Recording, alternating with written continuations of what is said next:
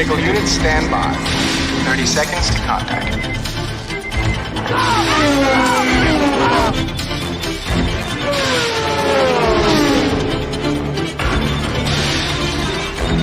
20 seconds.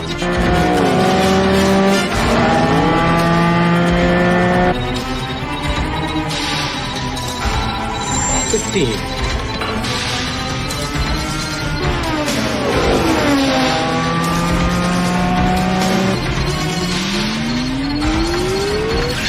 10. 5.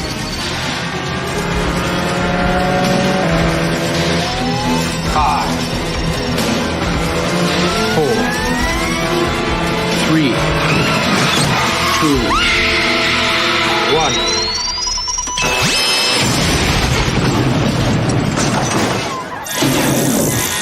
We got him. Let's go.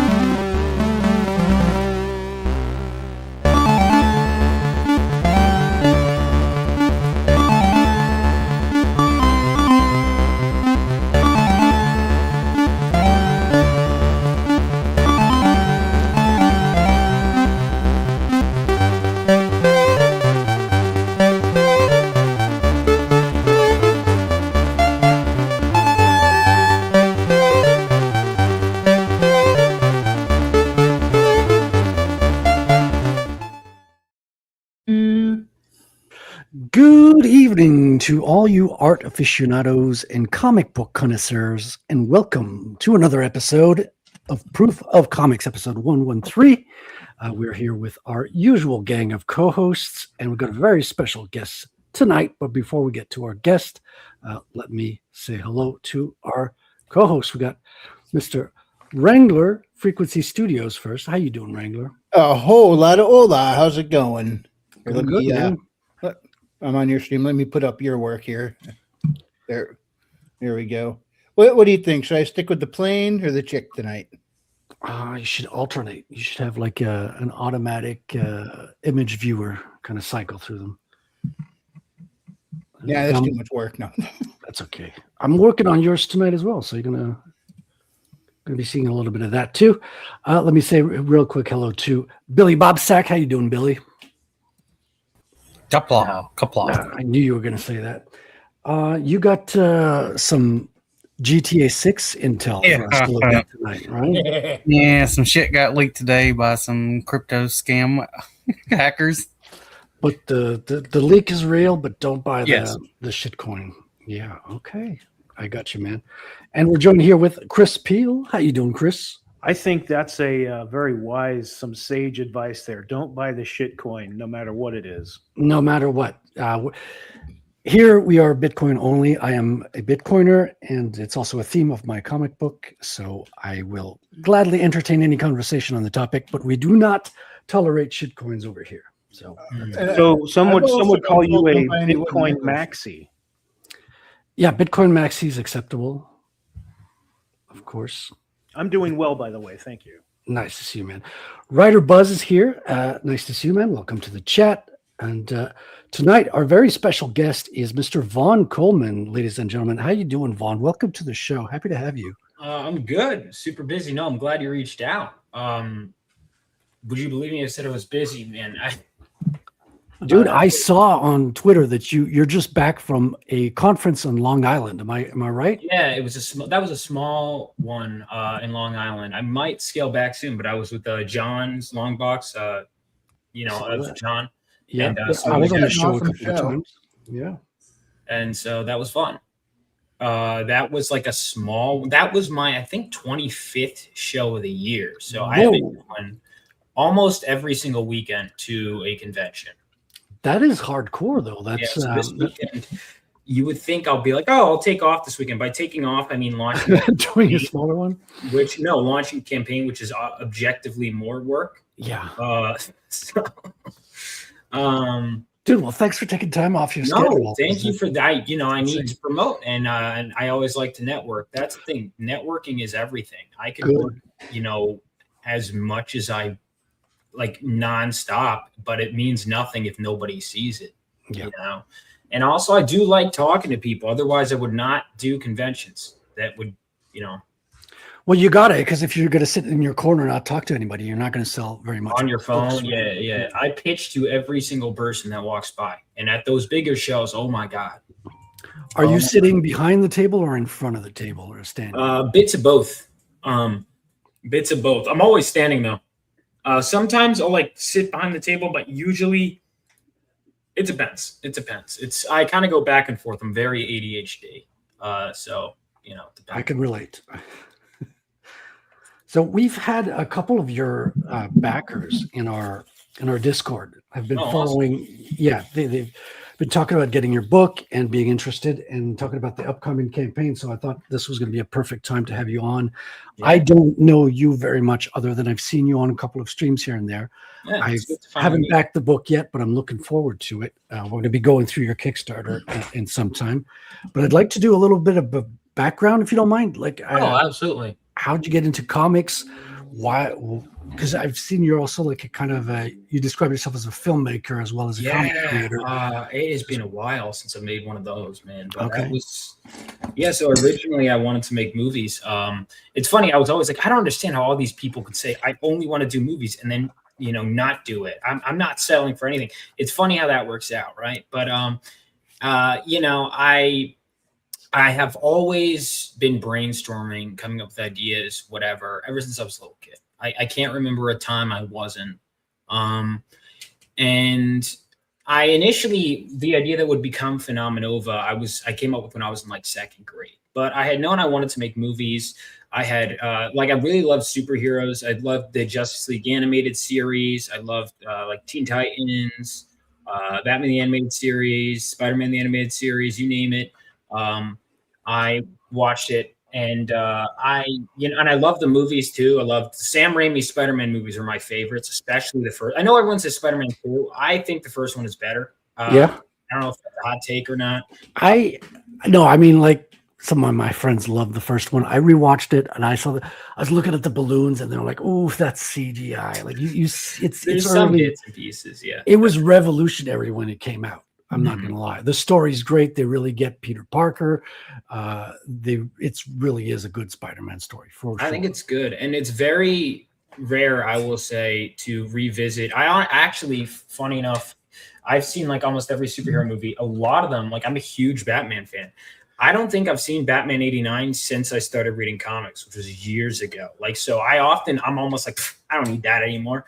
It was like movies became ultimately like my stepping stone to comics. It was like it was around the first time I started reading comics was I was in 6th grade, and it was like the perfect storm. I was going to a new school, and after school I turn on the TV, and there's an episode of this show G.I. Joe Renegades, which I remember actually really liking. Oh, and that is freaking good anime of G.I. Joe. I grew up on G.I. Joe, so it was the pilot episode. It was like part 2 of it. I ended up watching it. And it hooked me because it was like right off the bat. And now I didn't know who. It's funny, I didn't know who this character was. But you ever just like watch a show out of context and you're like, that's a main character death. Oh my god! Like if they go, well, I say it's spoiler. He comes back, but it was the first episode where Ripcord. By the way, really sick death where he just like blows himself up to save everyone. I'm like, wow. And then immediately the next episode. At the time, I didn't even know it was the first episode. On Leather Wings, Batman the Animated Series plays. I watch it. And the channel was called The Hub. I'm not even sure if it's still a thing. And every day after school, I would come home. So it was like, I remember this vividly. It was G.I. Joe, Batman the Animated Series, go do karate class, rinse and repeat. And it was every day I'd come back from school and I'd watch G.I. Joe, Renegades, Batman the Animated Series, and it was like every day I'd do that. And then this was 2011. So again, fall. And 2011 in the fall, Batman Arkham City comes out. It's the perfect timing. And Arkham Asylum, I remember I was almost like, this looks hard or whatever. And I didn't get it when it first came out. The video game? Yeah. I was a dumb kid. And then I just played it last year for the first time. So good. Freaking loved it. Oh yeah. Arkham City is one of my favorites ever. I've probably beaten the game like 3 times, although I confess I never finished all the side quests. One day I should. I just left my game. Like I was like, forgot. I don't know where to go. Like I'm lost where I'm going. So I thought the first one was a little bit more linear. It's like I was just pulled into the next scene, like straight up. Whereas City, you got to investigate a lot. You're the one who has to go through the city to the different areas. I didn't mind it because I guess this could be a tangent. I'm very ADHD, but one of the things that I like about Arkham City is it's like the right size open world. I think there's a lot of games that feel like we have the technology to make everything an open world. Let's make every single game an open world game. Let's make the map massive. It's like we don't need to do that.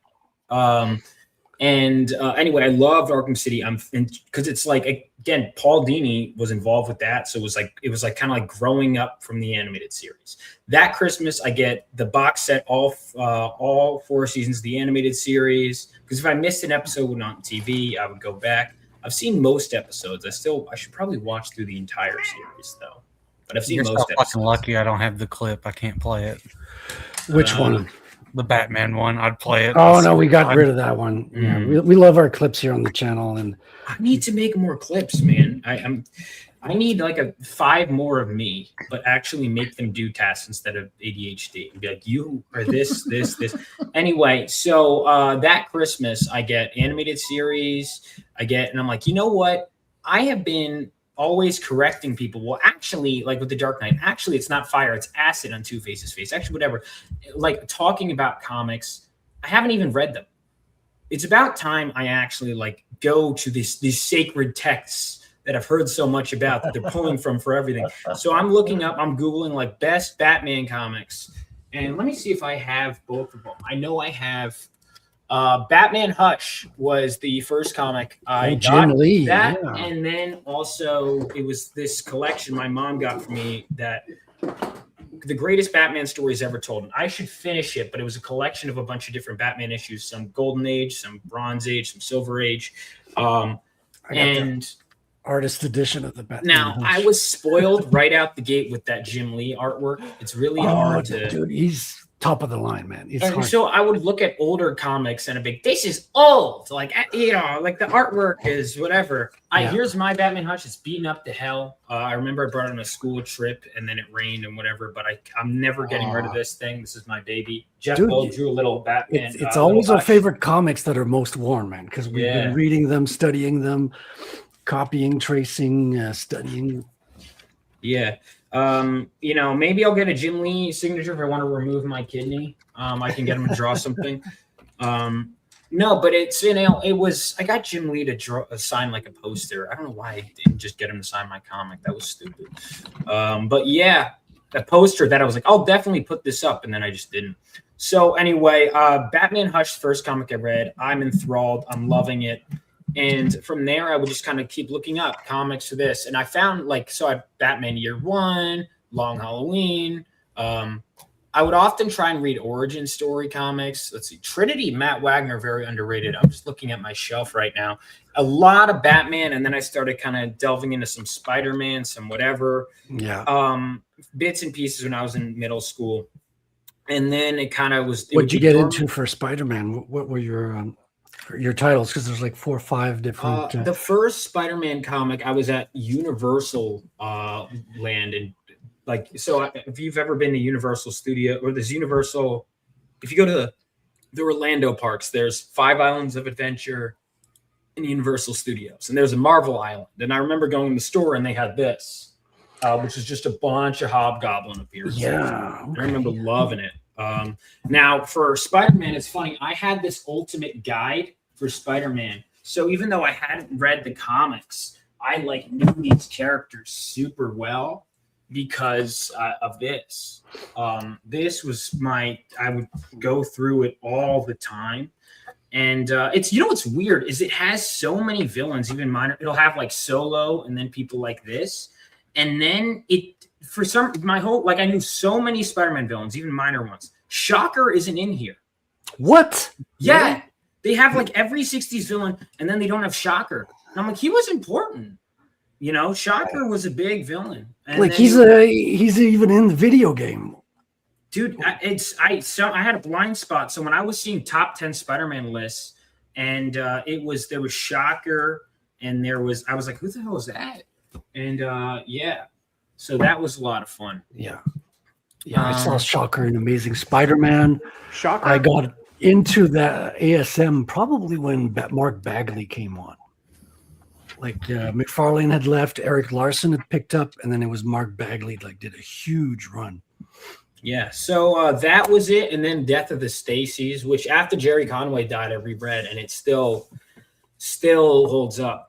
Eventually, I did when I was in college. Like, so again, I'd get really into comics. I'd get really in, and it was ironically. Sorry, this is long-winded. No, this is the content. This is what we're interested in. So don't hesitate, man. It's all about the sidetracking because we're geeking out about comics. We love to see how people got into them. Yeah, I mean, and why you love them, because that's why we're here. And I mean, I always, even when I wasn't actively reading them, I'd always be like, check out the comics and everything. And one of the things that I really adored was going through and like just reading some of the older stuff, but I had never really dove into any super long runs for the most part. Oddly enough, like Gail Simone, not even just her run, that Wonder Woman run, like the stuff before her and after I had read, it was like fine.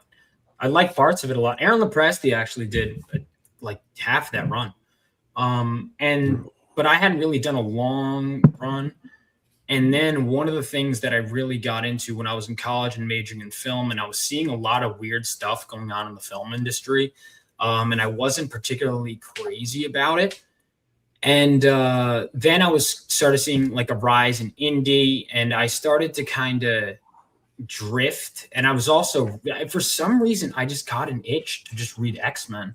And I, reached out to people I knew, and I was like, where do I start reading X-Men? And they were like, Giant Size X-Men #1, read into Claremont's run. Mm-hmm. And I did.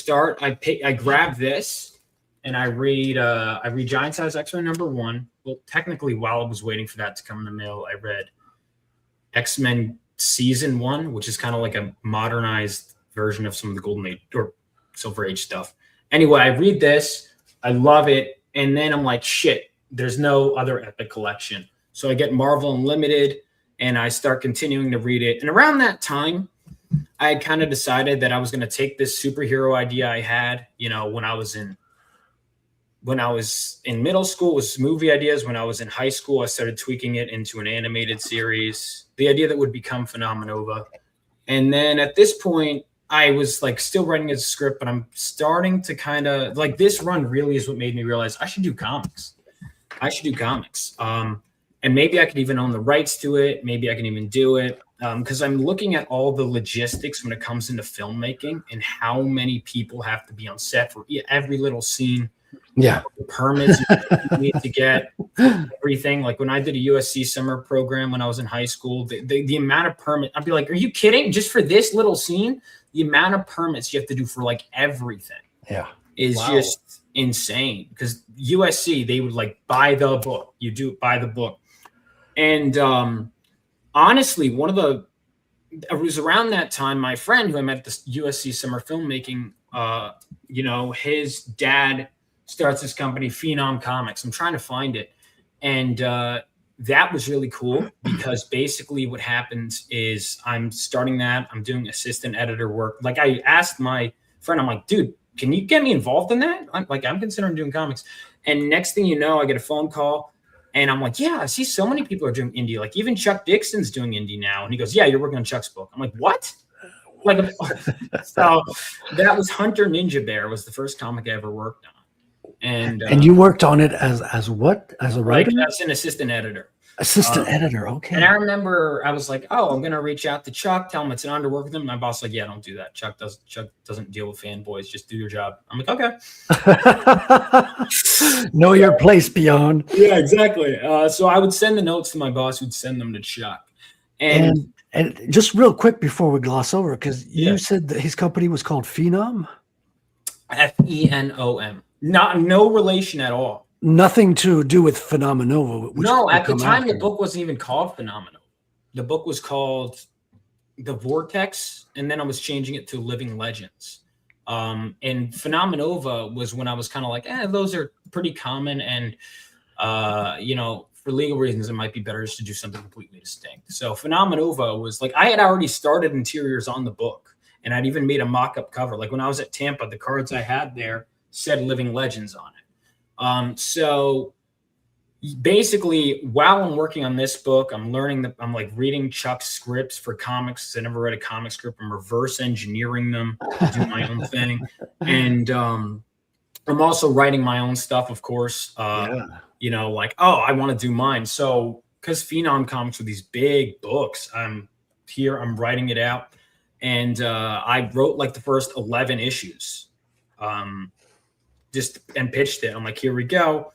And, the fact that they even listen to me at all, because I'm not expecting anything, but I'm like, I'm shooting my shot. Yeah, even if I don't get it. And that was really you gotta at least try. Get your stuff out there, yeah. And around that time, it was like there were a few things that kind of pushed me to comics. Now, I'm not saying I'm done with film entirely, right? Not saying that at all. But when it came to like my main outlet, one, I was having a lot of fun going to conventions and stuff. I like that you can go and just hang out with people who you're a fan of. That was one of the cool things. How do you do that? Like so many conventions per year. You're doing one every week, right? I might scale down. It is. So I would say. So you've got to be living in moving around the country all the time, right? I have only. Yeah, I've only gone on a plane for like a few. So, and I'm probably gonna change that as I go. I get used to long drives, I would say, especially if you're bringing inventory. Yeah. Right. But that's just a tangent again. So that's like one of the things I've learned with that. Only fly out to a show. You've done the cost. It's so much logistical work going into these trips. But now that I've done it before, it's easier to do it again. Make sure you're like, okay, you have if I have to pay for a hotel when I'm out somewhere, usually I'm like, I'm not going. But if I have a place to crash, or a friend to crash with, or somewhere cheap, okay, cool. I go. The goal is to sell as much stuff as you can and fly back with as little as you can. Right. Yeah. So if you have to ship boxes, ship them. Try not to ship them back. Also, there are ways to save money. Like here's a free tip for everyone here. I didn't know this.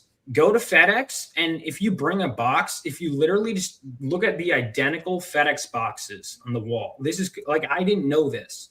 Just say, hey, I'll take one of those boxes, the exact same dimensions of whatever box you have. If you just take whatever's in your box and just put it into a FedEx box, it'll go from like 100 or 200 for like $40. Oh, they have it's like a company policy thing where it's like, if it's in a FedEx box, we just standard. But then if it's your own box, even if it's just the normal cardboard box, they'll charge you at the ads. This is stuff I have to learn, when I'm doing all this. So, okay, everyone at home, take notes. Yeah. No, dude, that's helpful, especially if you're going to be traveling and sending your stuff back. That's got to be a big package. Yeah, man. But so I am doing that, and I'm kind of seeing the crowdfunding thing taking off. I'm seeing all sorts of directions. And it's after college. Like I did a few production assistant jobs, but really while I was at college, one of the main things that really shifted was Gina Carano getting canceled. Was while I was in school. Yeah. And I was like, dude, fuck. Because she was so respectful in how she handled things. Dude, I know. I was not happy with the way stuff was going with Star Wars, but I was still like buying some of their stuff, the older stuff. Right. OG. Like I'm 50 years old, so I'm an OT guy. Right. But I was like, okay, I'm still going to buy the fucking Lego Star Wars stuff if it's OT stuff and all that. And then the second season of Mandalorian finishes. I liked it. Whatever you want to say about it. I enjoyed those 2 seasons. And then they fired Gina like right after. And I'm like, well, fuck you. Fuck you. She doesn't align with my values. I'm like, you do realize that's half the. It's because she's not evil. That's why she doesn't align with. And let me just say for the record, you don't have to align with everyone has their lines, right? That they draw. but it's Drawing stupid. one right now. But it's like stupid to like write off 50% of the population, especially if you're a business owner. It's just not intelligent. Yeah. And also of your talent too. Like, so I have to now anyway, that kind of stuff was crazy to me. And I'm like, all right, I love comics, and I'm not saying I would never work on other IPs and stuff, but I love movies and stuff, but I'm kind of like, let me really build my own basket, I guess, put my eggs in this, and just really, not saying I won't do work with others, I happily will, but I was just, let me take my baby and do something with it. I have all these scripts, and I really just spent a lot of time networking and everything. And when I was transferring my comic scripts for like the screenplays and like turning them into comic scripts and then rewriting them over and over and over and over again, I was like going through my comics, and honestly, I would be like, I immediately was like, yeah, I don't just do screenplay to comics. They're two very different mediums. And one of the things I actually ended up loving both mediums more, because there's some stuff you can only do in a movie and some stuff you can only do in a film. Oh, yeah. And I'm at a point like, because this isn't a Netflix pitch, I'm in it for comics. If I make something, fine, but I love comics as a medium. I love really studying the pacing and page turns and spreads, and talking to professionals. Like some of the first I ever met, Billy Tucci was one of them, Justin Gray, Graham Nolan, all through conventions, Jimmy Palmiotti, and Justin Gray was the first professional to give me notes on my script, which God bless him, because that earlier draft, oh my God. And I would have people just rip my issue 1 apart over for years. I'd be like, this time I'm ready. And then I had one of my friends from college was like, I want to care, and I just don't. It's not there yet. And I'm like, ah! And I would just keep rewriting it over and over and over and That's over dedication, yeah. Till I thought I was happy. Funny, I found my artist. He was ready to go, and I feel bad, poor Philip. But I like left him in limbo for months because I was just like, I'm not ready. His art is so good. I'm not ready. I got to get my script. And he liked the script, but I was like, it's got to be better. And I'm glad I did. Dude, and this is like Phenomenal #1 you're talking about. Yeah. Oh, yeah. Which I knew immediately that issue 1 was never going to be my best issue. Yeah. And I had written those 11 issues, and because it was going to be like kind of released as Phenom, but I'm like, if I'm going to really crowdfund in this, pitch this, I want to get to the action with issue 1, like the reactor heist, and see Galvanite, even if it's in a makeshift costume, really set up the premise. It's already bad enough that Phenomenova, the team, wasn't going to be introduced until like what was then issue 5. That's bad enough. But in issue 1, he's got to be at least in costume, at least fighting.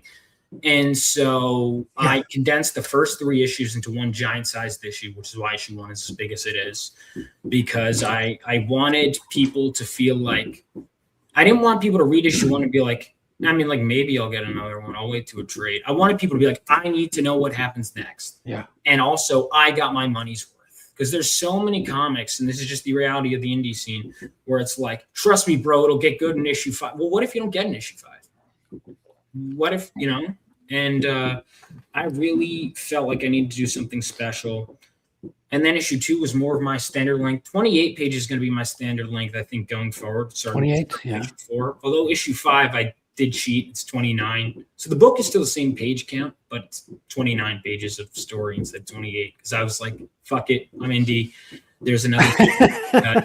I can cut an extra like fan art page or whatever. Yeah, of course, man. That's like, it's your book, so you can like elasticize it a little bit. Like my first book, I wanted it to be like, to be able to do it. Like I didn't want to think too big at the beginning. So I was like, okay, let's fix this to a 24 page count, and I'll fit my story within this, and we'll start with this. With the second one, I'm thinking, okay, maybe I want a little bit more room, because the action could have like gone on a little bit more. And I'm going to shoot maybe for 32 or something like that, without fixating on the page number this time, and more going with the actual kind of story beats. But I found that by limiting myself to 24, all my scenes kind of ended up being cut in half. And that's not necessarily a bad thing too. You're cutting the fat, you're removing the extra stuff, the vanity ideas, and just keeping the essence of the story going. Yeah, and I think that's why I grew a lot as a writer with issue 2. Because I'm like, trim down the fat, get to the point. And I'd rewrite all those issues. They're not the same as when I was in college. I'm a much better writer. Even when I was looking at issue 5, which is about to come out, my favorite issue, after years, I'm like, this is my best one. I go back and I check in. I'm like, these 3 pages. Okay, that's just one panel. What are we doing here? It's like, I'm like, all right, with dialogue, we have 3 pages talking about. All right, we say this. Here's just one sentence to describe it. What are we doing? And that's kind of where it is. And it's been a lot of fun. I'm really excited. Issue 6, I think, was it one of my more boring issues my first time around. Then I rewrote it. It's now one of my better. But 5 is something really special. And then my friend Bat Sauce, Bat Sauce, yeah, he's in the chat. He's a regular on the chat. We've had him on the show once too. Nice. Is that a Full Metal Alchemist homage right there? Yes.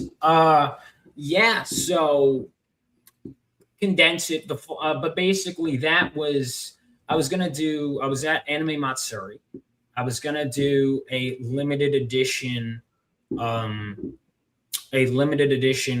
variant cover, or like a mini. I basically had all this black and white artwork. I was going to do these preview books for the show with that cover on it. And UPS was like, hey, wouldn't it be cool if we didn't deliver them? So I was going to get it signed by Vic and everything. I had to buy something else to get signed by Vic, but he was so nice. It was really cool. I gave him copies of my books. But it was my character. Galvanite has lightning powers. Bats and I are both Full Metal fans. His character has this armor, and the idea struck me, and I found Michael Rushbrook, who draws in that style. And I was like, let's just do that. And the idea just was in my head. It was quick turnaround time, super great deadline, and that was great. So he did that. And so I wasn't even sure if those preview books could happen. They are on my website if you want a little preview book, but I decided to I'm like, I'm going to reuse this. And so it will be available as a Wraith Crown cover, which Wraith Crown is a new book in my universe that Bats pitched to me. I really liked it. So we got 2 books on this campaign. Wraith Crown is already fully colored. Bats is my bus driver, by the way. Oh, yeah? Oh, he's driving now? Good for him. Went up on the food chain. And so we decided to use that for his cover. And then there's also going to be, I'm adding metal covers this time. And I couldn't really? Wow. Yeah. So, and I couldn't not make, I was like, well, I'm going to do 1 metal cover per book. And I was like, I couldn't not have the metal as the Full Metal. So that's going to be his metal cover for his book. And then mine is going to be the Andrew Scott Marshall, the red Dark Cloud cover. So the Wraith Crown, is that Bat Sauce's book? So that's his book in my universe. So okay, basically getting into what Phenomenova is about is it's a superhero story set 20 years after World War III and follows a brand new generation of heroes. Miles Hanksley, my main character, is the son of a veteran, and her first issue gets struck by lightning while holding a mysterious crystal, and then strikes on his own to stop a heist at a nuclear reactor. From there, basically what happens is we see him begin his training at the hands of one of the veteran heroes that inspired him to join a team called Phenomenova. And the series kind of deals with the reactor heist. The first 4 issues, issue 4, we met the team. 5, now we're into something different. This is all about Dark Cloud, our main villain. What's going on, Readout? Yeah, man. I'll tell you what, the digitals are on my website, $5 each, even for the triple size first issue. So if you decide to read them that way, and then if you like the physicals, we've got that. But I always want to make it where it's easy to keep up with the series. So if you're like, I don't have this much to spend on an indie comic, no, you can just get the digital. And I've been meaning to ask you that, by the way. The physicals, are they always available to go to your website and buy? Or for the main covers, yes. For the variants, basically the variants are printed for the crowdfunding campaigns, and whatever I have left over is on my website and at conventions until they're gone, and at a higher price too. So like the campaign prices are the lowest prices. I like double the prices afterward with the limited amount I have left, and once they're gone, they're gone. Understood. Yeah, because I have Phenomenova issue 1 in my grubby little paws right here, but I wasn't able to keep up with all your other launches, so I need to catch up. Thank you. Yeah, you got 2, 3, and 4 are on my website right now. And then 5 is going to be on the Kickstarter. 5 was my artist is a little behind, but 5 is 25 pages inked and out of 29 and 20 pages colored. So it's mostly done. The Wraith Crown is going to be pretty much done. I'm hoping to have it in people's hands by the end of the year. I was hoping to have it as early as October, November. I might even make the fulfillment date December, even though I intend to get it out earlier, just because there's more stuff. There's 2 books in this campaign, which means the possibility of something going wrong is twice as high. So just to be safe. Yeah. There's always variables, unfortunately. Oh, yeah, because you've been doing campaigns for a long time, right? This is going to be your 5th one or 5th book, right? So how has like your view on campaigns kind of like changed over time? Like, a lot. So I'm gonna. There's first of all, my first campaign. I promised way too much stuff. There's so much. I'm like, why did I spend money? This is a stupid idea. Okay, so a million stretch goals featuring characters no one gives a shit about, but I'm like, they look cool. Yeah. No one who's back in your first issue gives a shit about your characters. They want to give a shit about your characters. They care about you. They don't give a shit about your characters. When you go, dude, check out the sick art of this character that you've never heard of. Okay. So I would say like my stretch goals are actually more like serious stretch goals. They're not as much like, hey, I mean, to an extent, like the truth is nobody makes as much as they want to make for the most part. Yeah. But that's okay. It's a matter of doing things. My crowdfunding campaigns, the primary goal is to get them in your hands. And then whatever I've left over generally is spent on the next stuff and things like that, getting the next book faster. I would love to like make enough money where I can keep some, but that's not the goal of the crowdfunding campaigns. So some of the things I've learned, I am from now on going to, because my first campaign, I did all the variants are $5 more, and then I brought them down for issue 1 and 2 and 3. From now on, variants are always going to be at least a little more expensive because otherwise you're just wasting money because the people that want to buy the cheapest option, just give them the main cover and have the variants be at least a little more expensive. Hollow foil, everyone liked the Vika Marion cover so much. I guess technically it was just foil, gold foil. But I was like, I'll just throw this as an option. People want it. It'll be like double the price. It'll be $30. So that way there's no possible way I could lose money on this if only 2 people buy it. And then like a shitload of people bought it, like almost as many as the regular version. I'm like, really? So that's why I'm adding metal covers this time. I'm like, all right. Yeah, because there's a lot of collectors in the crowdfunding space. Like people are like, sometimes there's people that, hey, I want a bigger option. You don't have any big options. Like some people are really big collectors and they want to support creatives. It's surprising. Yeah, what you want to do, and this is my first of all, the keep going at it is a thing. People are inherently, even people that love your book, not everyone's going to buy or select. For example, I forget which one of you, I apologize, said they've only got the first one. That's going to happen between campaigns. You got to be constantly picking new people up between books, right, is one of the main things. And constantly getting new backers, I think, is a thing, but also catering to people that actually buy. Listening to what people want. What you want to do is you want to make it fairly easy for people to buy in, but then give them options for them to buy high. Right. Mm-hmm. By the way, is Cruz remaining your artist through the whole series, or? That's as long as I can hold on to him, man. He's great. I really like his art style, so I was hoping he was still going to be. Yeah, he and I are growing and improving. Like I definitely would be willing to do fill-in artists or whatever for certain storylines or whatever for certain things if I want to pump things out faster. Like one shot. Yeah, kind of like how there'd be like the Barry Windsor Smith X-Men issues, or like Art Adams would do an annual here. Like I'd be willing to do stuff like that. But Philip, I want to keep as my main artist. He's so good. He is. I really did like his art style flipping through there. Especially Phoenix. She's a babe. And Oh, as yeah. a reader, you kind of want to stick with the same artist generally on the same, at least on the same storyline. As a writer too, man, because it's Yeah. like he now understands my manic scripts. We understand each other. We have a certain flow. It's going to be hard, adjusting that with a different artist. That kind of stuff, the kind of synergy. Our synergy is better with each issue. I was super like, oh, we get it. Like the first issue. Yeah, I remember there was one point where I like have 500 different hairstyles. He does like 2 sheets of hairstyles. My artist is like, dude, I can't keep revising these hair. We got to just pick something. I'm like, I'm sorry. So, but now I'm kind of much more lax with that. We have like a better balance. There's always learning curves, but it's better. Are you doing a trade with all the issues on the next campaign? We'll see. I don't want to say for sure when I'm doing my trade because I don't know. It kind of, there's a couple things that are up in the air, but issue 5 is pretty much ready to go. So everything's on this campaign.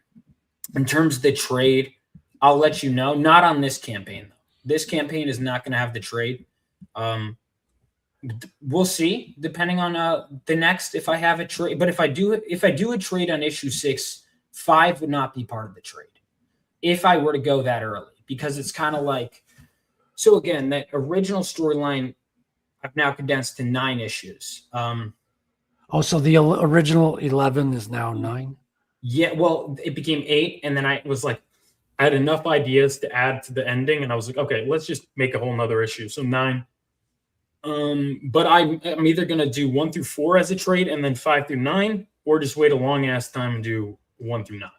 I haven't decided which way I'm going to go. So I'm not entirely sure yet, but we got at least 1 through 5.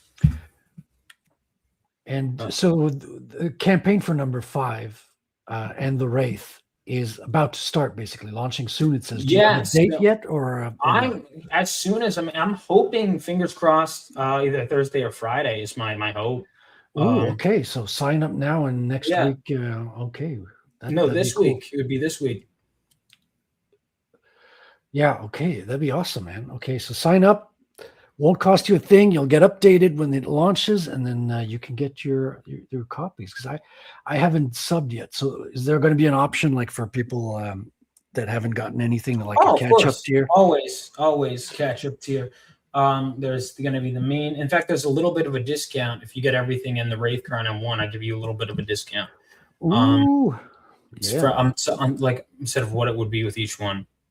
And yeah, it's been nonstop. People have been. It's great seeing people really like the series because I think each issue is better. Like this is my favorite issue yet.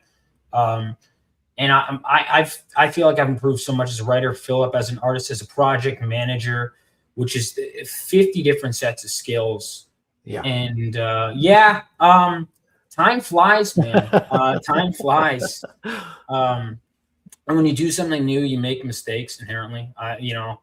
Dude, I know. My book is it's about to be shipped now. And, I reread it a million times, and you still have a couple of things that still slip by. It's a lot. Yeah. I'm going to say I'm adding, because I was like, oh, you can just get the past variants on my website. And I realized some people don't know that and just do Kickstarter. So all my past variants they're on my website now, but they're going to be available as add-ons. And once they're gone, they're gone. Yeah. So keep an eye on all that. I'm putting everything on this one. Basically, there's some original art. In fact, I think I'm going to put the original Dan Dahl art on this campaign. That's our new villain, King Dogan. Thank you so much, Scribe. But yeah, I make it easier if you want to catch up digitally. You can, So the full series to catch up on all 5 issues and the Wraith Crown is just $30 for digital. So it's a good option. It's good to have the choice, man, the options in there. And so the Wraith Crown is basically Bats had pitched me this idea he'd had where what about a country that lost World War III? And we had decided where are we going to go? It's got to be somewhere with castles. And we decided to sacrifice Austria at the altar. I made a rule that Germany redeemed itself in World War III. And I guess I had thought that would do Austria. He convinced me. Austria actually sided against us in World War III in my world. And basically, the Wraith Crown follows the son of a veteran, but his dad is still alive. And ultimately, he's on a trip with his father. And they go to this museum where they find this old Wraith crown, like this crown with this ghost in it. Kind of like, how Aragorn has that ghost army in Lord of the Rings. Oh, yeah. So it's like he can command a ghost army from within the crown. He can also create medieval weapons out of this ghostly energy. And basically his dad gets possessed by this warlock from the dark. So it's like this dark age conflict of this king and his ghost army and the warlock who imprison them in the crown. And now you have the warlock possesses the son, and the father has to work with the king to fight each other. And he has to free his dad while his dad is possessed by a warlock that's trying to take over the world. Readout is like, we decided to sacrifice Austria at the altar. They're redeeming themselves after the war.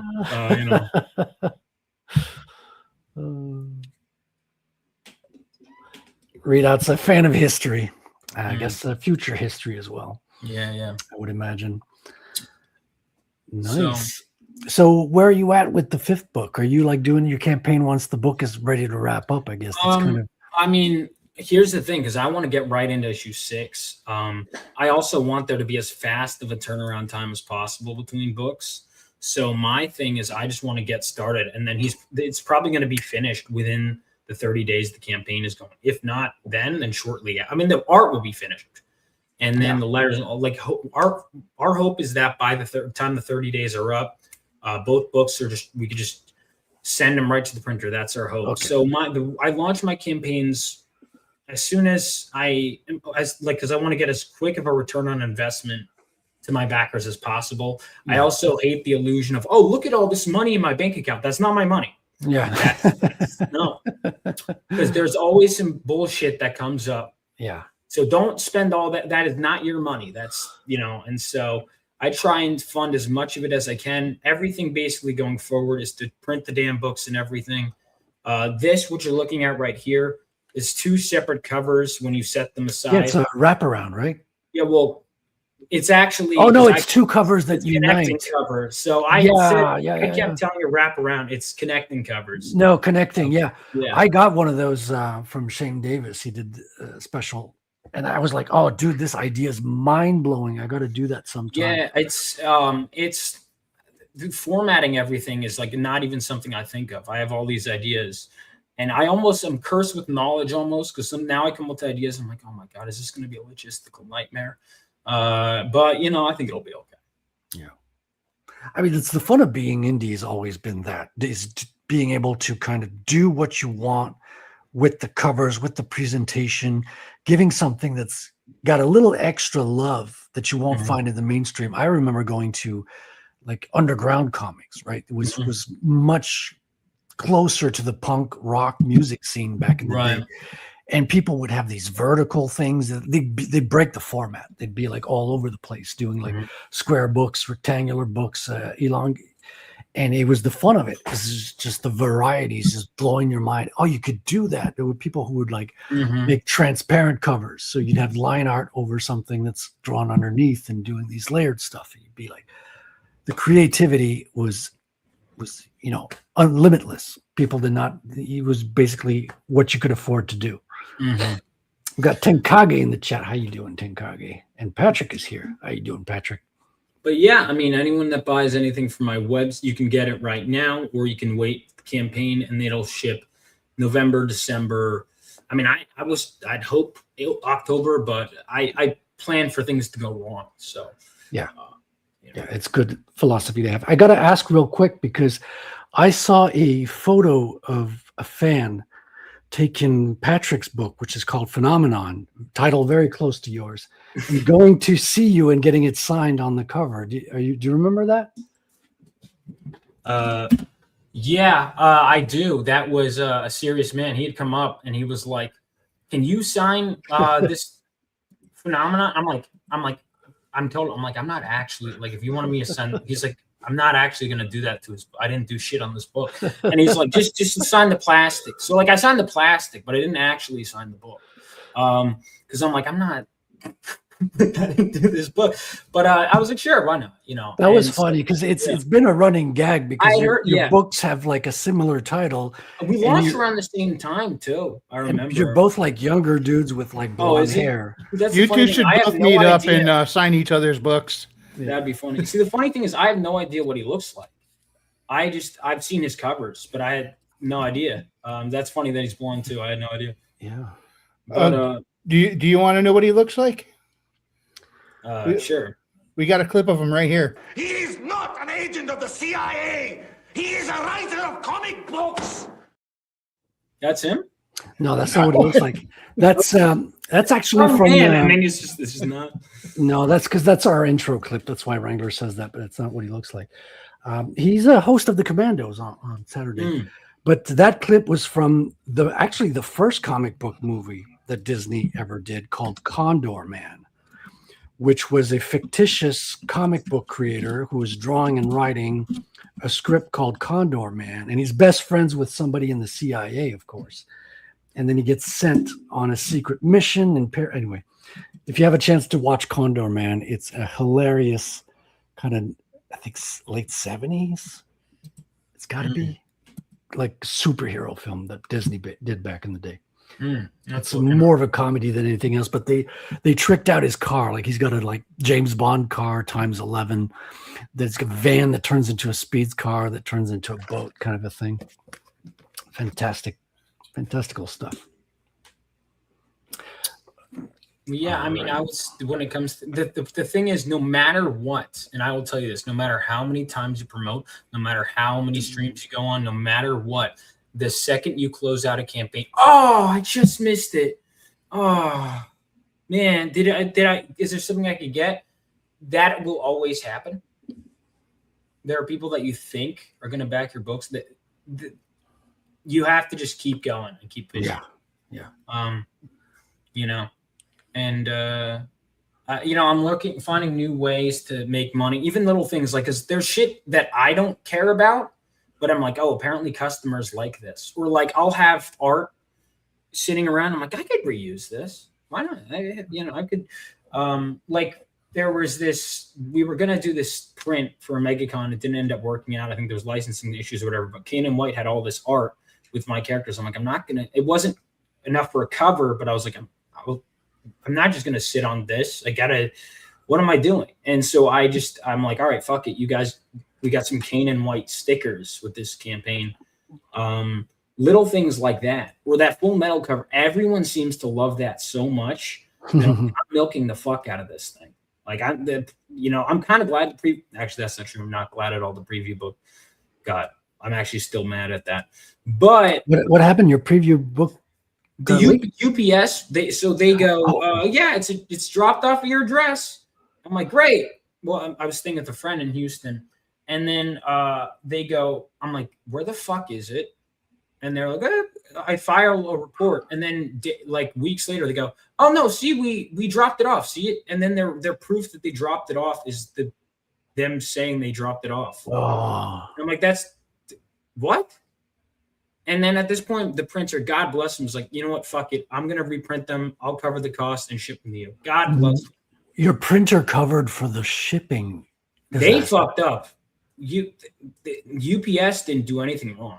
I mean, no, sorry, the other way around. UPS did everything wrong. Did the mistake, and the printer right, and the printer had your back. Wow.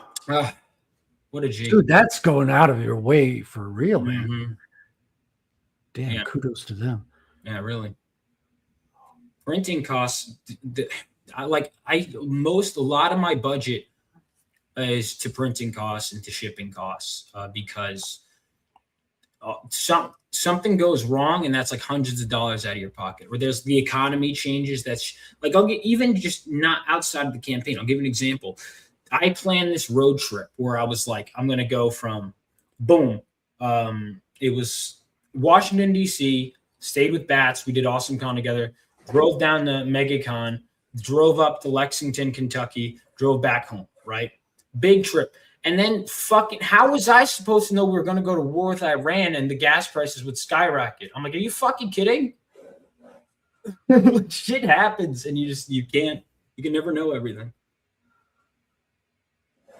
Oh yeah, dude. Like I live in Canada, so could you imagine when Trump announced the tariffs? It's like, oh no. It's like I had my books being printed in the States. So I was like, okay, I'm getting them shipped in the States as well. So they don't have to back and forth across the border for nothing. Because dude, you can get taxed a couple of times going both ways, just trying to get the logistics of everything.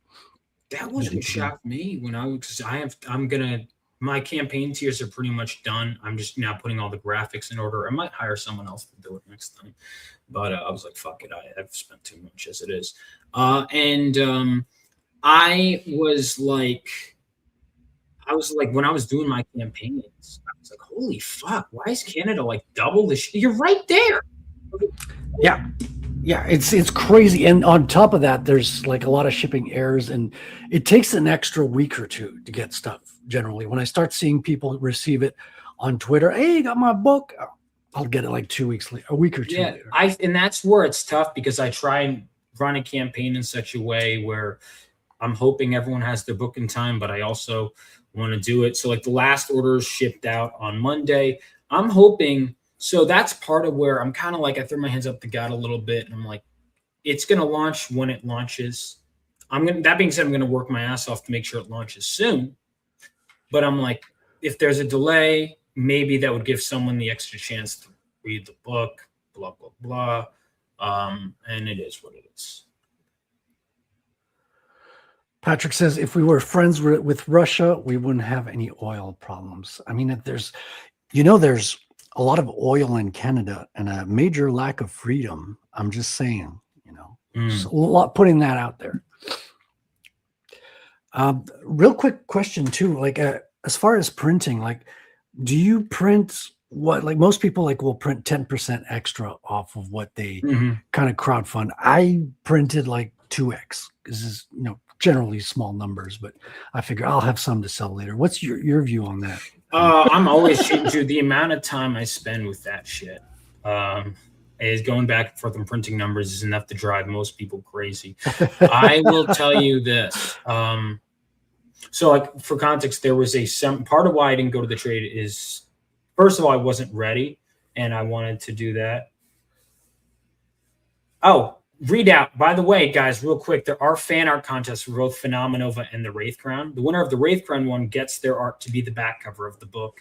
And then Phenomenova, they get their piece in the book. They also get a free comp copy of the main cover of said book. So if you scroll the campaign, there are fan art contests. That's awesome. Yeah. But with the main cover, I try and print as many of those as possible. Variants, first time and second time, because those are kind of back to back, I printed way more than I needed. With issue 3, I printed just a little bit more of the variants and then a fair amount of issue 1. And I think that's a good metric. I'm just going to print like the minimum amount of variants because I've realized that at cons, the normie, they don't know what the hell a variant is.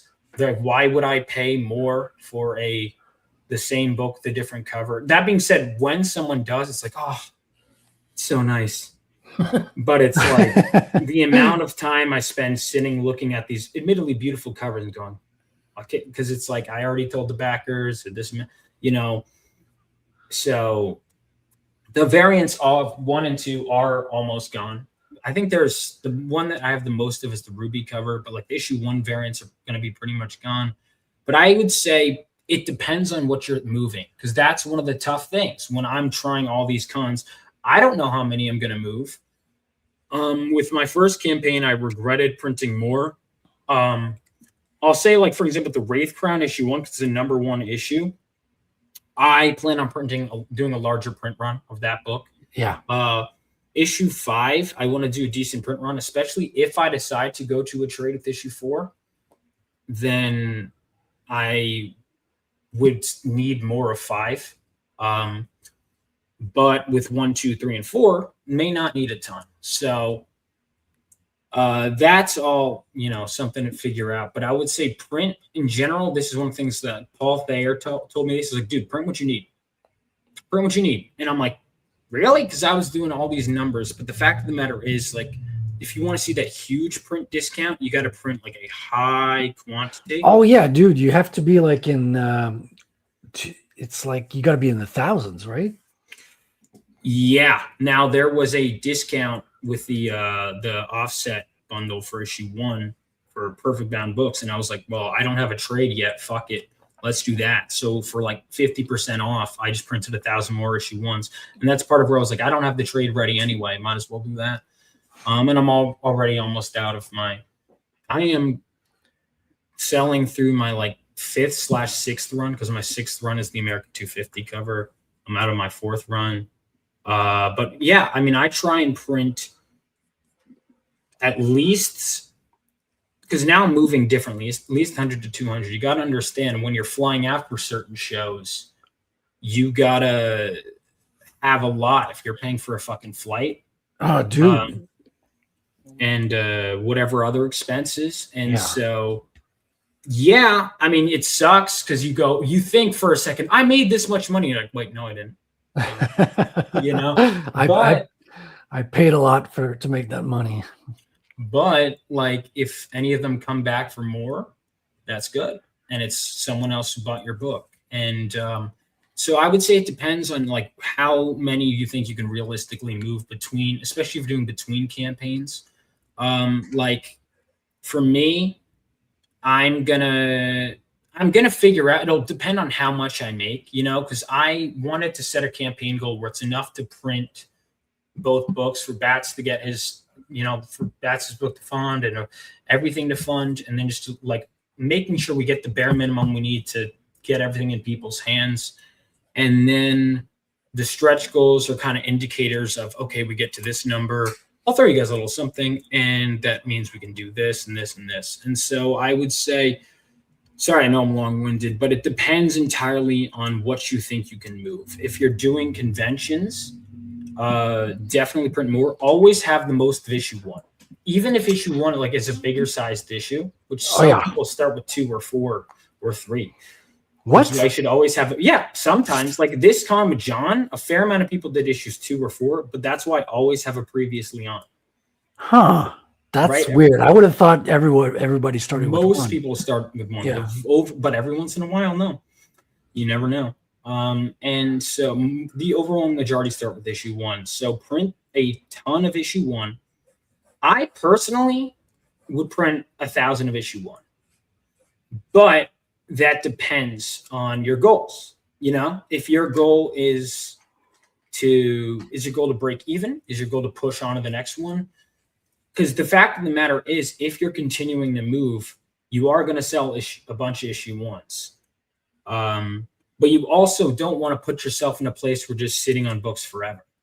I would print 1,000 of issue 1 though, at least. And then with the others, you know, as you see fit, 1,000 is generally the number I like to hit. I think I printed 1,000 of issue.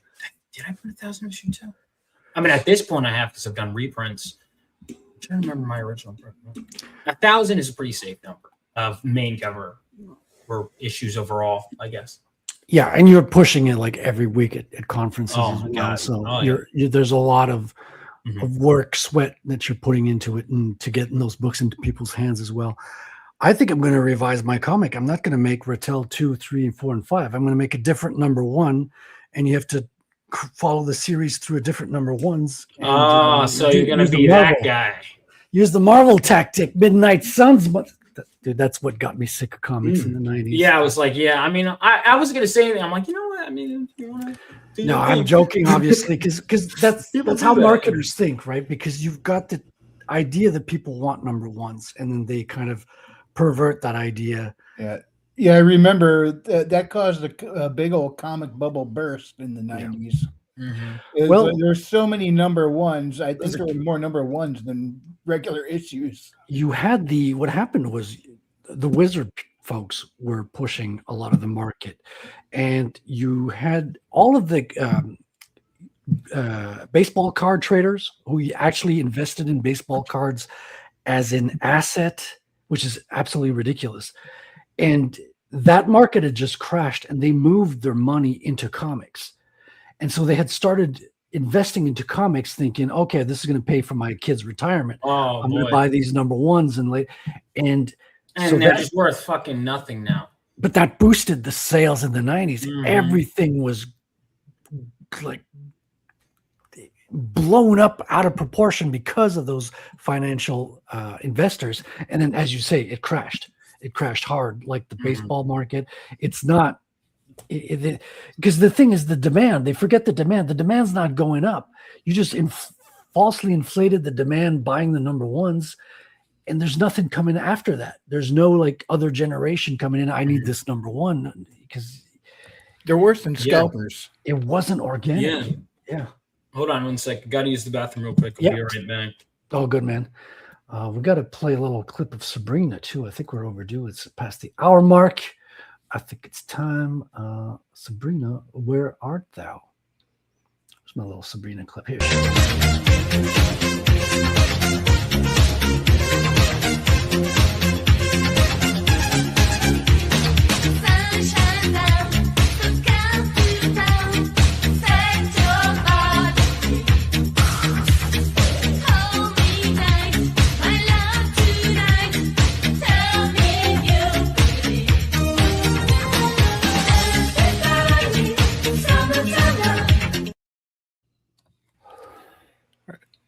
Did we just summon Corey with that?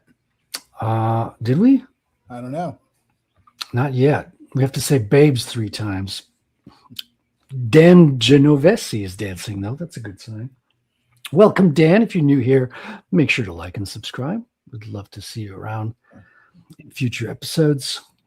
And we got to have Bats sometime to talk about his book. Yeah, it's been a while. Well, he had him on. How do you keep saying his name wrong? It's butt sauce, not bat sauce. Butt sauce. Oh, good. You're still there. My never fail bus himself. driver. Yeah. Yeah, Dan and I were hanging out this weekend. Say again? You were heading? Dan Genevieve and I were hanging out this weekend with John. Oh, okay, cool. Yeah. Is he another creator? I'm not familiar with him. Dan, you creating anything yet? I've been telling you to get on it. No, Dan's a good artist. He's a friend Get of on mine. it, Dan. He's in the chat. I don't know what he's working on right now, but I know he does some really good art. Oh, that's cool. Always love the art creators in the space. Okay, so we talked shop a lot. Let's have some fun now. Would you take us a little bit into the world of Phenomenova, Vaughn? Yeah. So like we talked about, it's a superhero story set 20 years after World War III. Now, in my world, there was a team called the Crusader Corps that fought during the war. The Crusader Corps were all across the globe. In fact, I don't have it on my issue 5 campaign because at this point I'm like, oh, people don't know. But the Crusader Corps was. Do I have my copy of issue 1? Let's see, here. Well, Phoenix is the Crusader Corps as far as I'm concerned. Yeah, Phoenix Senshi is a member of the Crusader Corps. How is that pronounced? Phoenix what? Senshi. Senshi means warrior in Japanese. I think it was female warrior. And now, after the fact, we have 20 years later, America, of course, won, but there was this area that was destroyed during the war of California. And it's been rebuilt into a county called. Hold on, let me blow you up here. This is one of my favorite pieces I've ever gotten. It was one of the earliest. By the way, what year did World War III take place in your book? So I have intentionally tried, like I have a number in my head, but I've intentionally obscured that for a while for a number of reasons. Understood. One, I'll see movies that like Blade Runner will be like 2019. And it's just, and like, that's like, you know, or like Back to the Future 2. And so for those reasons, but I will say I'm not trying to necessarily accurately predict the future as shown by things like Austria being, you know, but I also, in my world, superhumans led to and fought on both sides of the war. But now we have Sanctum County and Sanctum City. And from there, we have a bunch of cool places in my universe. And basically, from there, what we got is this story that follows like kind of a new generation of heroes. The Phoenix Senshi is training this team called Phenomenova. And so in my world, in the main world, You have these guys. Galvanite is the newbie. So I kind of, in New Mutants, they kind of had to earn their uniforms. They had like the generic X-Men style. Yeah. Galvanite has that. And then everyone else has kind of earned their spot. So we've got Force, who's the leader of the team. He can create force fields. He's the son of a general. Then you've got Estrella, who's deaf and blind, but she has psychometry. So through physical contact, she can absorb information from the world around her in real time and the memories, whatever. She's also is the term for that a touch no? I think I've heard people say. Is it? Because I know it's as psychometry. I'm going to look that up. It reminds me a little bit of the Earthbender, though. I don't think she off as well. Yeah. Yeah, she wasn't deaf though, was she? Yeah. No, I decided to make. I'm like, fuck it. No, she's gonna be blind and deaf. But Suffer a character of mine. And then so she can kind of instantly communicate with her teammates, and share memories. As an exposition, she's just super great. And then you've got Vivacity. She's a redhead. She can absorb solar energy and convert it into concussive force energy. She could also fly when in sunlight and can use laser eyes. Then you've got Thermo. His suit is purple in its neutral state, glows red here when he uses heat, and blue when he uses cold. He can control and manipulate temperature. The Phoenix Senshi was one of the Crusader Corps. She's mentoring them. She's like basically a super ninja. I like the color change thing. Like, it reminds me a lot of all the toys we had as a kid, like that would change color in heat, right? We'd throw them in hot water or the cold and they'd change. Yeah. Oh, that would be such a cool toy idea eventually. But I want people to care about the characters first before you start sense. Investing in toys and shit. Yeah, 100%. Dude, I'm the same way. Estrella was one of the later characters. I think, what was I going to say? Estrella was one of the later. I have a list of tons of characters I was coming up with. And some of them I came up with when I was in middle school, some here. But the original team, Estrella was a character I was going to introduce way later. And then I had this gap in the story. And Estrella fit this. So she ended up being the first one I introduced, even though she was past in double digits for what I had planned to introduce. So that worked out. Love Estrella. And I pulled up that info. I don't know if this matches your character's abilities. A touch no is an informal term sometimes used to describe psychometry, an extrasensory ability where a person touches a physical object and receives direct intuitive knowledge, historical information, or energetic impressions about its past owners or events. What's it called again? Touch no. More formally, psychometry. Psychometry. So that's what I know it as. I never have heard it as touch no. That's awesome. Yeah, psychometry. Or touch and no. Okay, that might be. Psychometry sounds more intellectual, but touch and no is more. That comes from the hippy dippy woo woo crowd. It's more street. That's probably why I haven't heard it. Yeah, I don't hang out with the hippy dippy woo woo crowd, although they've tried to indoctrinate me many times. But yeah, and then you've got the tech support character, the Indian tech support character, Hotline. No, you're serious? That's funny. Based on actually a friend, I was like, "Can I base this character off of you?" She's like, "Sure." Thank you. Come again. Yeah. So that's Hotline is the Indian tech support character. And then for villains, we have Dark Cloud. Dark Cloud we don't know much about him. What we do know is that he was involved in a nuclear reactor heist that we see in issue 1, and then 3. We kind of flash back to the heist as part of a team called the Storm Bearers. Here are the villains. Dark Cloud, we know he uses a power suit. It's funny, he's barely done anything yet, and he's still the fan favorite character. And like this issue, like you actually get to see him use his stuff. And I've come up with so many gadgets and stuff over the years. I'm like, I got to extend these fight scenes. Did you accidentally give him a bunch of aura farming scenes? And I mean, not accidentally, definitely. Like, this is not like, I wasn't like accidentally like, wow, this happened. No, it definitely, the aura farm. So the accidental explosion that they're not looking back to. Yeah. So funny enough, that's actually a portal. But it kind of looks like an explosion. Oh, okay. But I was like surprised to be sure, but a welcome one. And it looked really cool. Yeah. Bobby says, and And force is literally a homosexual bats. Having a lack of two senses is superior to having a lack of hetero. Okay. I don't know what I just read. I'm not following. I'm sorry to say. Don't understand. Next. Readout says, I mean, you could give a guy a gun, Vaughn, and he's automatically cool. Nah, I don't know if That doesn't enough. hurt. Yeah, the cloud gun. So the funny thing is, I haven't even used the main projectiles of the gun. Like the main projectiles, these pellets, but they haven't come up yet. He's been because the underbarrel attachment of the gun is the freeze, so it's cloud related. So he's got the pellets, he's got whatever. He's got his rain grenade. You see in issue 3 where he throws a grenade up in the air and rains down a bunch of ammunition. He's got his smoke. His cloud smoke, basically his visor, he could see through it perfectly. He doesn't cough or anything, and everyone else is just completely blinded by it. But we don't, until this issue, we don't know a ton about this character, and it's really fun to it's part of me is almost like, oh my God, is this going to live up? Because I'll see all these theories that people come up with, but I'm like, what I came up with is good. My editor, when he first read that issue, was good. Everyone who reads this issue likes it.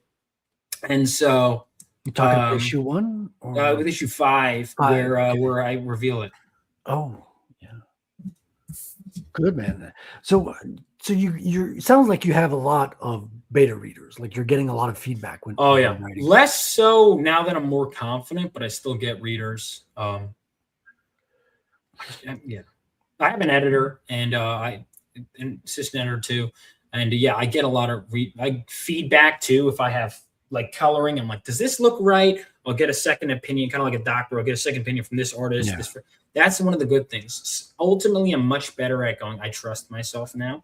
Yeah. But I'm always getting feedback from people. Always trying to make sure my stuff is as good as possible. Yeah. And you got to be aware of what people perceive from your book too. Like, right. Because I'm so in my own head. Like I wrote the script, I know. But sometimes I'll get sequentials and I'm like, hey, is it clear what's happening? And sometimes I'll be like, yeah, it's totally clear. Oh, okay. I'm just overthinking it. Or sometimes I'll be like, what? Yeah. Okay, we got to address that, blah, blah, blah. So it's often a push and pull and whatever. And it's tough too between deadlines because I'm getting better at the balance between there's a certain point you just have to let something go. And part of the good thing is with issue 1, again, every character was designed. So it's like 1, 2, 3, 4, or 3, 4, 5, 6. These are all characters that, even though most of them don't appear again. I love this epic shot, by the way. Yeah, it's double page spread, or it's Billy calls it the spread eagle. is that what he calls it? Yeah, that's Billy's vocabulary. But the official way to say it now, spread eagle page. It's you got to have a money shot where you introduce your characters, right? Because the first time people see your characters is super important. It's kind of like going to leave a lasting impression, kind of like when you meet people in person for the first time, right? You got your only one chance at your first impression. Yeah, it was actually funny because Phenomenova themselves were originally going to be introduced in Splash Page. The villains were, but ultimately I decided to just pacing-wise go with this when I got some feedback from my editor. And I was like, fuck it, we're going to see plenty of cool shots of them in action. Yeah. But normally, yeah, especially when you set it in stone like that. Now, it was funny, too, because I was going to have like half this page be this battle here, and then half this page be this battle here. No, the first page is super important. You got to, because it was 5 pages, 3 images, but it worked, and I'm glad I did it the way I did it because it's kind of like World War III is this huge. It's like the page is not enough to describe it. You got to lock those people in the first 2-3 pages for sure. Yeah. And I think I did, especially if I'm going to have kids in high school, which you've seen a million times. Now, again, part of when I rewrote, there was like this 10-page bullying scene that was even longer in the version I sent to Justin Gray, and I could so it's just this little bit. Yeah. For all these bits of the friends, and because I based the friend group off of my own friends, and I would have so much fun. What is their dynamic? How long does this friend know this friend? And I was like, okay, I'm having too much fun with these characters. And my whole thing was, well, once he moves past it, what if they don't care anymore about the friends? I got to do it now. And I'm like, if they don't care later, then they're not going to care now. So cut it down. And I'm glad I did. Nice, man. It's super epic. And it's awesome to see that you brought this idea that you had like since you were what 12, I believe, like early grade Younger school? than that. I would have been like 8, I think. And to see, because that's when you have the age for the love of comics. That's when you like you love this medium so much, but you don't have the skills yet to put it out. Oh, And then you get better, you learn the skills, but sometimes we grow old, we lose that child's kind of love for the medium, the passion along the way while we earn the skills. And so it's wonderful to be in that sweet spot where you both love your character, the medium to the max, and then you're building the skills and making it better and better and seeing improvements on the stories. I've been an artist all my life and I've loved it, but I'm just now learning to write stories, and I find it's as much as a challenge, if not more, because it's on a whole different level. Yeah, no, I mean, dude, it's just there's so much to go with and so much work, but it's becoming more and more worth it. And now that I've kind of like done most of the big character designs, I had a big one like we've revealed the villain behind the reactor heist, King Dogan, in this one, who's on the Dan Dahl cover. But and we did you build the villains from the heroes, or were the villains? Did you ever think of the contrast between the two? What was going through your mind? It was kind of, so I have a list of tons of villains. Dark Cloud, I knew it was going to be the first villain in the reactor heist, and then I had come up with others. I was like, well, I want more storm-based villains. What if I had Thunderclap, who is going to be in this issue, is kind of like a mix between Shocker and a few others, like a little Deathstroke in there. He's got these gauntlets that shoot like sonic blasts, but he can also shoot lightning out at people. He's like Thunderclap's right-hand man. And then it was like, basically, I'd come with this reactor heist for issue 3. And I had written it in such a way. And then after making some revisions with issue 1, and my assistant editor, who knows stuff about reactors, had come up with this theoretical kind of reactor, fusion reactor, because it was going to be a bank heist. And then I got feedback that was like, do something original. And I was like, fuck it. It's something futuristic. All right, it's a reactor heist. It's not only that, it's a future reactor heist. And I was like, okay, what the fuck are they stealing? And so I had to rewrite it. And I kind of had this vague idea. It's funny, issue 1 was pretty much done, and I had known what they were stealing. And then I realized it didn't make sense. So I was like, well, how do I? Well, no, it's not that it didn't make sense. I adjusted it with my current plans. And so I had to come up with members of the team that fit this particular thing. So Brute, the guy, the like huge black guy who's super strong and everything, inherently useful in any team. He was from my like list of villains I've had, because this is from when I was a kid all the way. I just have tons of villains in my head. I was like, okay, I could just put him there. And then, okay, I need someone to manipulate metal. Do I have a character like that? No. Okay, let me create one. That became Master Metallo. I need these other characters. Portals, by the way, teleportation is the most useful broken power probably ever. So, all right, I need Blink people to is teleport awesome. Did you ever play the Portal game by Valve? Yes, 1 and 2. Great games. Yeah, I just played the first one a couple of weeks ago. It was like, wow, dude, when you think you can put one on the floor and the other is coming out the top of a wall and you could just like throw yourself into directions, it's kind of OP. Yeah. And then then Army was a character I had in my mind who can clone himself. That was an easy one. And so like Dark Cloud was an idea I came up with when I was a kid. I forget exactly how I came up with it. It was so long ago, but I'm going to assume Lightning and Cloud. I'm going to assume that was the process. And then Thunderclap I'd come up with. I have a bunch of other Storm-related villains, but for this Stormbearers roster, I only have like a few. But it's in the script.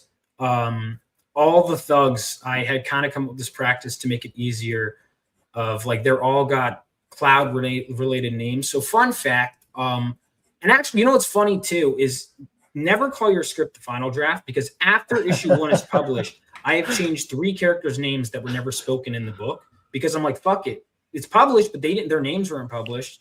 And if a name was too cool for someone that gets taken out too quickly, I'll change it. But for the Cloud thugs, for the Cloud, because I was like, I'm very OCD where it's like, I don't, basically and my plans will change for way down the road. Because I'm like, if this person gets arrested, they might not be there for this later storyline. So we got to, but ultimately no one else is going to care about that. But I have for the Cloud Troopers, they each have a name.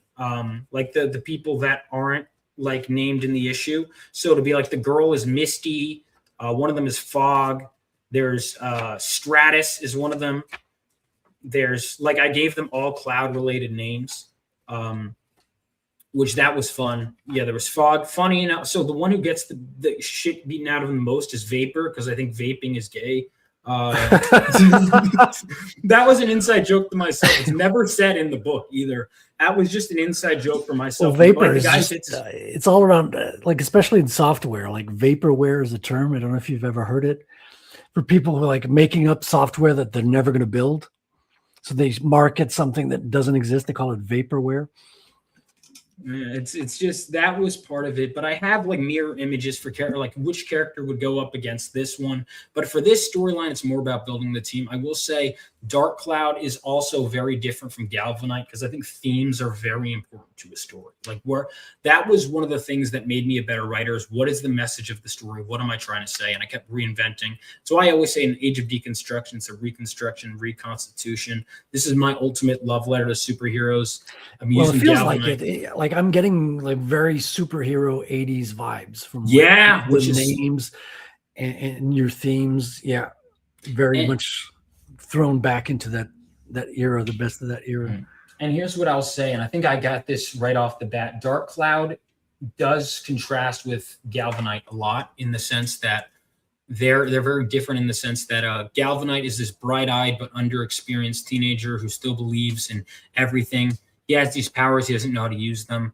You have Dark Cloud, and without spoiling everything, because it's going to go more in depth on this, based on what we've read, we get the sense that he definitely has some military background. He's someone who's been around the block for a long time, but he's become very cynical. He doesn't really believe in heroism as a concept. He believes everyone's kind of in on it for themselves. So it's this cynical kind of in it for yourself. He doesn't have powers, but he has gadgets. He's very much in a lot of ways the opposite of Galvanite. They're very different places in their lives. You know, he's the bright-eyed kid who's still learning everything, still rushing headfirst into danger. Galvanite is Dark Cloud is very calculating. He has a mission. He's up here, and she knows kind of the harshness of the world around him. And so I think for a story like this, it's the perfect threat for him to go against. It's a perfect threat for the team to go against because the Stormbearers in and of themselves already could thrash Phenomenova, and Dark Cloud in himself can as well. And that's why I felt he was the first villain I came up with when I was a kid, but he's also, and he was always in the first movie going to be the villain. And I've basically refined him from the original idea and kept it going, but he's in a lot of ways opposed to Miles and kind of their conflict is going to really bring out a lot of the primary themes in the story. And I'm excited to see these two clash again. Oh, dude, I can't wait to see the launch. This coming this Friday, right? Fingers crossed. Because here's the thing, Kickstarter, it says 1 to 3 days. So basically, what I'm doing you're after waiting this on, is I'm gonna, because I was double checking. You can change stuff after the campaign is approved. My goal is to get everything done enough tonight, send it off for approval. As soon as everything's ready, I'll dot my I's, cross my T's, we go. Because with issue 4, I told everyone, I'm going to launch by this date. And then for the first time, it took multiple days to get feedback. And then as soon as it launched, I launched like midday with no notice. And it was some of the most backers I've gotten during a launch. So I'm like, fuck. Wow. So that was really nice. And the first 48 hours, another big advice. I did this with issue 3. My artist had sent me. So Vivacity was one of the first characters that was designed by my friend who's an artist. She ended up stepping away from the project, but then she came back. She had a kid and everything around the same time that issue 5 or issue 3 was coming out, where Vivacity was finally getting introduced. So she did a cover. She did 2 different color schemes, and I was like, fuck it. I'm going to just make one of them like a limited edition 48-hour cover. And then that sold really well. And I was like, holy shit. So I was like, I'm going to do this from now on every campaign. I recommend that. But what I do is if you miss it, the only way to get it is by backing all the covers. and then you can get it at the bottom of that tier. Ah. So same thing with these Virgin covers. The Jules wraparound Virgin cover, you can get it that way.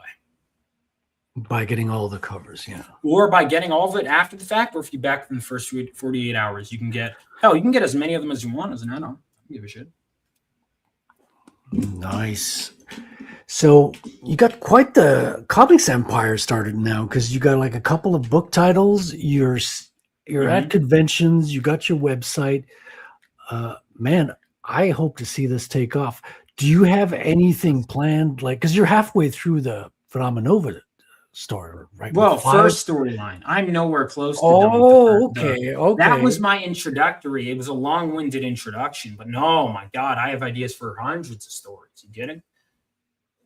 Good. Okay. I see. Because I was, I was talking to Dave the other day, and he's got like his Perfect 10 stopped with after number 6, and he's doing another series. You got to come back to Perfect 10, Dave. Okay, that's cool, man. That's cool. So it's kind of an ongoing series, kind of like our favorite stuff as growing up, the X-Men, stuff like that. You could just keep going. And what's the challenges of doing like a team book? Because you said you got a team book, but you couldn't present the whole team the first book. Yeah, so I kind of knew my weakness.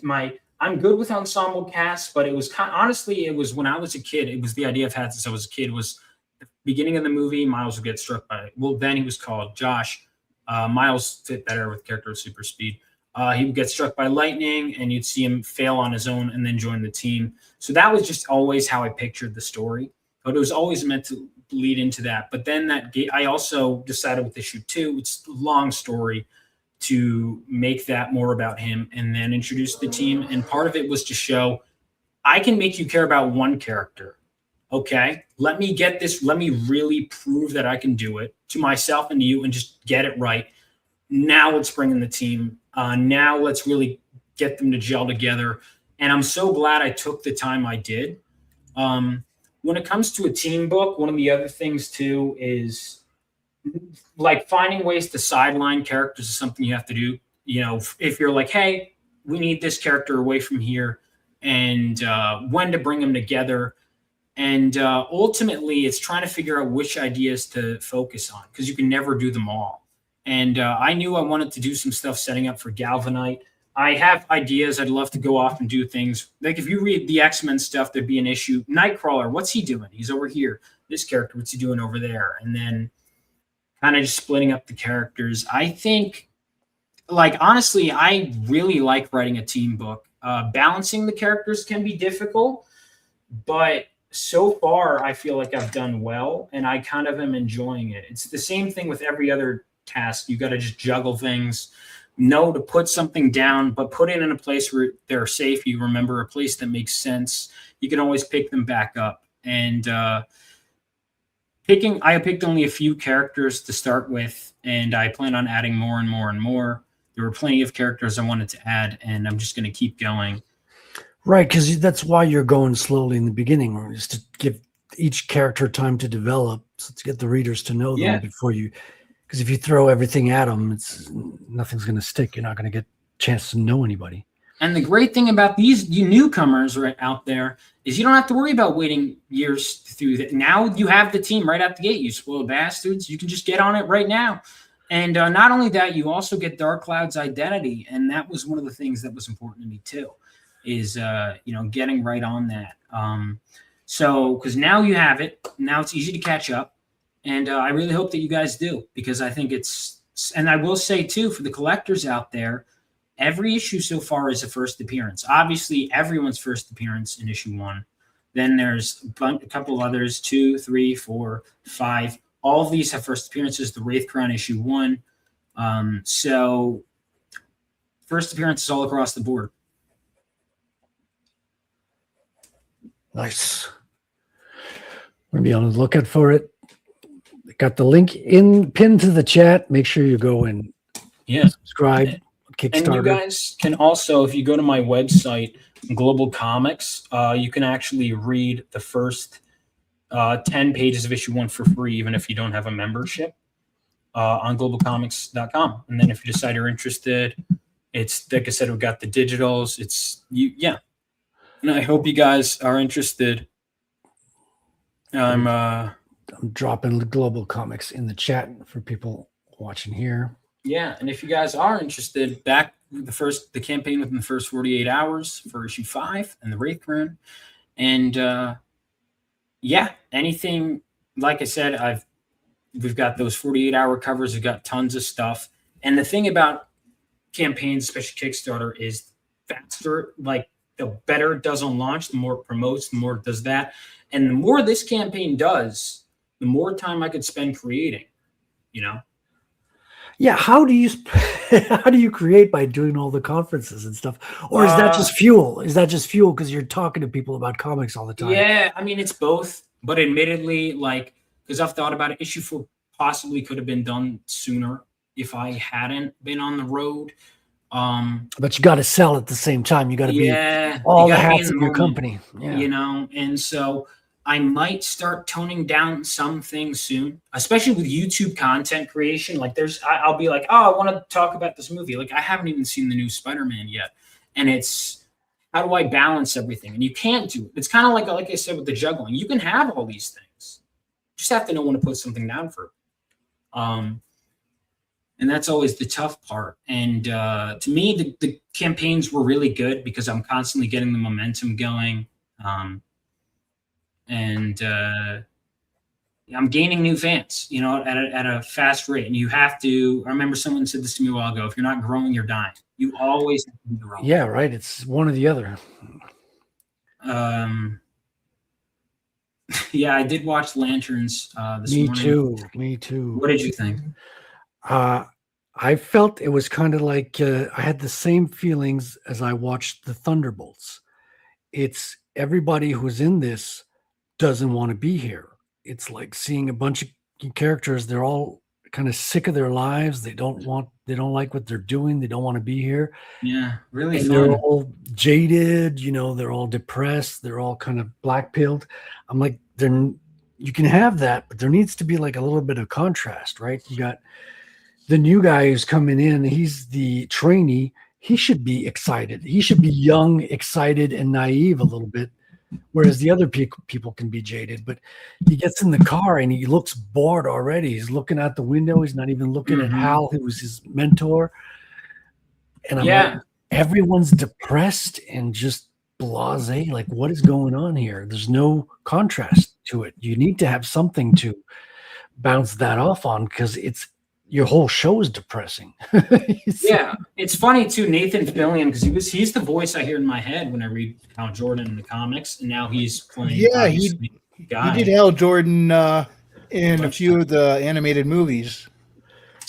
Yeah, I mean, and if you're sick of that shit, Phenomenova is kind of a response. I mean, it was what I was going to do anyway, but I especially doubled down on that in response to all that. And the boys and all of that is not that at all. It's the counter, or I always say in an age of deconstruction and cynicism, it's a optimistic reconstruction and reconstitution of the superhero genre. And I think one of the things I like most about it is because Lanterns, there was like, oh, he gives that whole spiel, and I get it where it's like the tie thing, it's just the job, it's whatever, but it's not what I want to see. And I think that's ultimately, like, let's say it ends up being a great show. It's not what I want to see. And I don't think it was, and I don't necessarily hate it, but I don't think it's for me. And I don't think it's for, wake me up when Kilowog shows up. Oh, you're going to be asleep for a while, pal. I don't see that. That's another thing too. It's like the spectacle. And I've thought about this too. I'm like, DC Comics is Detective Comics. Of all the heroes to choose for a detective ground level show, why the fuck would you choose Green Lantern? Like, that is the weirdest possible choice. Why not have a Martian Manhunter? Actually, that's a Martian Manhunter show would be better. You could save on CGI by I'm always incognito. Occasionally, I'll do like a thing. Why not have a Martian Manhunter show or a question show but you want the brand recognition of the Green Lanterns. And so you're going to do that. But it's like, this is like a series, someone who was like, wants to do like a pastiche, but it's not Green Lantern. This is not. And I think, again, it's, from everything I've read, it doesn't feel like it and I was disappointed. That would imply I really had expectations, to be honest. Also, there were scenes I'm watching. I'm like, oh, great. We have a fucking lawyer scene. This is great. This is exactly what I wanted to. Why? Oh, we're watching Hal Jordan go to court. This is riveting. Oh, we're watching them like at the. Oh, he's teaching the kid how to play football. That's great. Oh no, we got family drama. Oh, I'm so glad I got as a child. My first Green Lantern was John Stewart. You know what I wasn't thinking of? Actually, no, exactly what I was thinking of. As a kid, I go, I can't wait to see John Stewart cuck an old man. Why the fuck was that in this? What was that? Dude, not only he cucks him, and then he's the one who teaches his son how to throw a football. Dude. Like, I'm going to raise your kid and F your wife. It's like, oh my God. These characters are not likable. Dude, like, and then when they say fuck right out the show, I'm like, this is Green Lantern. Like, it just, I'm not a Puritan or anything like that, but to me, it's just like, this just feels off. I'm coming to it as a normie because I didn't read Green Lantern. Like, I'm a Marvel guy at the heart. So I'm like, okay, let me discover this because I'm open to it. A lot of people really love Green Lantern. So I'm like, okay, there's something to this for sure. I loved Rebirth. Yeah. Well, for me, the DCAU is, I know it's not the source material, but in my head it is. So I saw a lot of John Stewart. But I did see that one episode where they were shifting timelines and John Stewart turned into Hal Jordan. Right. And he was, in that case, Hal Jordan was voiced by Adam Baldwin. Is that right? Who worked alongside Nathan Fillion for so long. I'm like, why didn't they just use Nathan for this? But I think that is probably one of the best representations of DC is the DCAU, which all started with Batman the Animated Series. And again, that Crusader Corps spread is like kind of an homage to that ending shot in the Justice League intro where it's like the background, because that's DC to me, is like these icons, and then you just see them dragged through the mud where Hal is. And I'm not saying Hal has to be a perfect character. God, no. Him being in a bar and all of that makes sense. I think, but it's just, this isn't it to me. It's not. Well, there's something demeaning because he's supposed to be the guy who's training John, right? So he's always excusing himself. Pardon me, and he feels like he has no authority, that John's the strong one, the one to refer to, and he's supposed to be the trainee. And again, I haven't read, Hard Traveling Heroes. I've read a decent amount of stuff between John and Hal, but my understanding is like John, from everything I've seen, he's kind of the straight man. And then Hal, he's one of the most experienced Lanterns, but he almost, so again, my first Green Lantern was John Stewart. I still love him, but as I got more into it, Hal became my favorite. Hal Highball Jordan. I like he's he screws up a lot. He's cocky. He's whatever, and you definitely see bits of that in the show. His origin is almost like a better origin. John Stewart, I like him, but he's kind of like, he's the perfect Green Lantern, and it's not a negative, but he's like the kind of guy, like you mentioned, and I had never thought of why it felt off, but like a Green Lantern that's more exciting, whatever. But John Stewart, he's very military. Well, and I like him. I like him a lot. And maybe I just haven't read the right stuff. He feels like he's a perfect supporting cast member. He's great he's a great member of the team. He's an objectively great Green Lantern. I love that he's like mechanical, so his constructs are very detailed. He's very military. And I like that about John Stewart. It's what makes him such a great character. But it just feels like him being the newbie, it's like they're trying to mesh these two ideas that don't really work. Because I feel like he doesn't really fit that character archetype. Like, and again, I haven't read the original stuff where he is the newer Green Lantern, but from everything I know of John, it doesn't seem like the dynamic, because it's almost, I never saw John as like really looking up to Hal in that way. And I'm fine with new dynamics. But it's just, it felt weird. Yeah. Like you say, there's different dynamics to be had, but like everyone seems to be on the black pill. Like everyone seems to be dark and depressed. So you need a little bit of contrast. I mean, the kids weren't, but we only see them like 3 seconds. So not very big part of the story. But I'm going to keep checking it. I'm going to watch it and see where it goes. And you learn as much from stories that make mistakes as you do from the best masterpieces. Sometimes even more, because it's hard to reproduce those masterpieces. Yeah, I mean, I wasn't crazy about it. I'm sorry. No, I mean the same thing here. Like, I try not to be like I want to like this stuff. Yeah, I don't, because people are like, you're just got a hate boner. It's like, dude, that's part of why I honestly stopped paying attention on new stuff, because I get my hopes up, boom, get my hopes up, boom, and I kind of got, because I don't want to be like, oh, this sucks, this sucks, this sucks, this sucks. Yeah, you get into this vitriol mindset where you hate everything, and I that's my attitude when going to Superman last year. I was like, okay, this is going to be a bad one. Let's go like watch it, make fun of it, rip and tear it, and I freaking loved it, dude. Yeah, I liked it too. And I was like, I was surprised. I was like, finally, this is something that's. And that's why I want this. Actually, because I didn't like the Snyderverse stuff for the very same reason we talk about all the dark and gritty. I love a Justice League movie with no fucking color. What a great idea. Let's have an intergalactic threat and not have a Green Lantern. There's like 4 of them. And let's not have any Green Lantern on the team. Are you fucking kidding me? And Green Lantern, like that, I hate the Snyder stuff for the most part. Man of Steel, I'm very conflicted on. I hate Batman vs. Superman so fucking much. I hate that goddamn movie. But I'm not going to just swallow up everything else I get. Dude, that scene where they both like yell after their moms, Martha.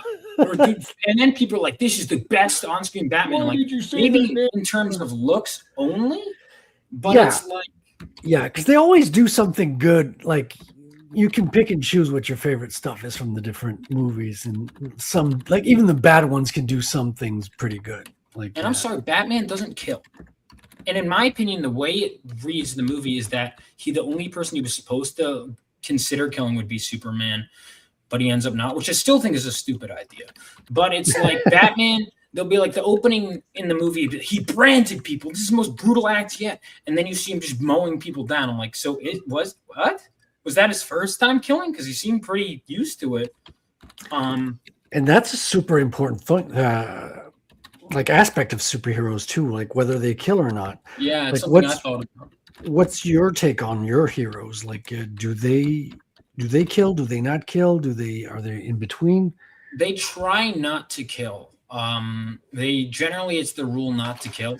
If they absolutely necessary, they might, but like they like, I mean, it's not like never, but it's like a couple nevers less. Like they don't want to kill. They try their best to apprehend the suspect within to the best of their abilities.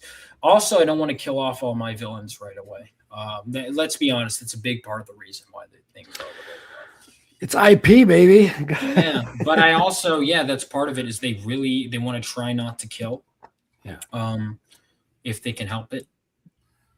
That's a big you got some collateral, like you got this dude called Army, which I imagine he can instantly clone himself. That's fun because I can die like a lot of times. Yeah, I can make them with issue 3. I had fun with that because I was like, all right, let's have them really cut loose against the clones because they're fucking the clones.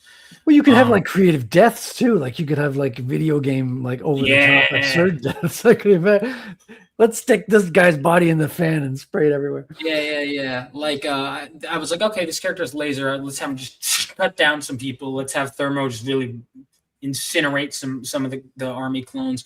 That was a fun sequence to do. That's when I had them first cut loose. I was like, let's give them just an army of mindless drones and just have them go nuts as a team. That was fun. Dude, it really sounds like you really love comics as a medium. God. And I appreciate that a lot. Do you have like personal goals as a writer, as a creator that challenges that you want to, because you're building to something now. You've got like this 9-issue arc. I have 50 different goals always at every time.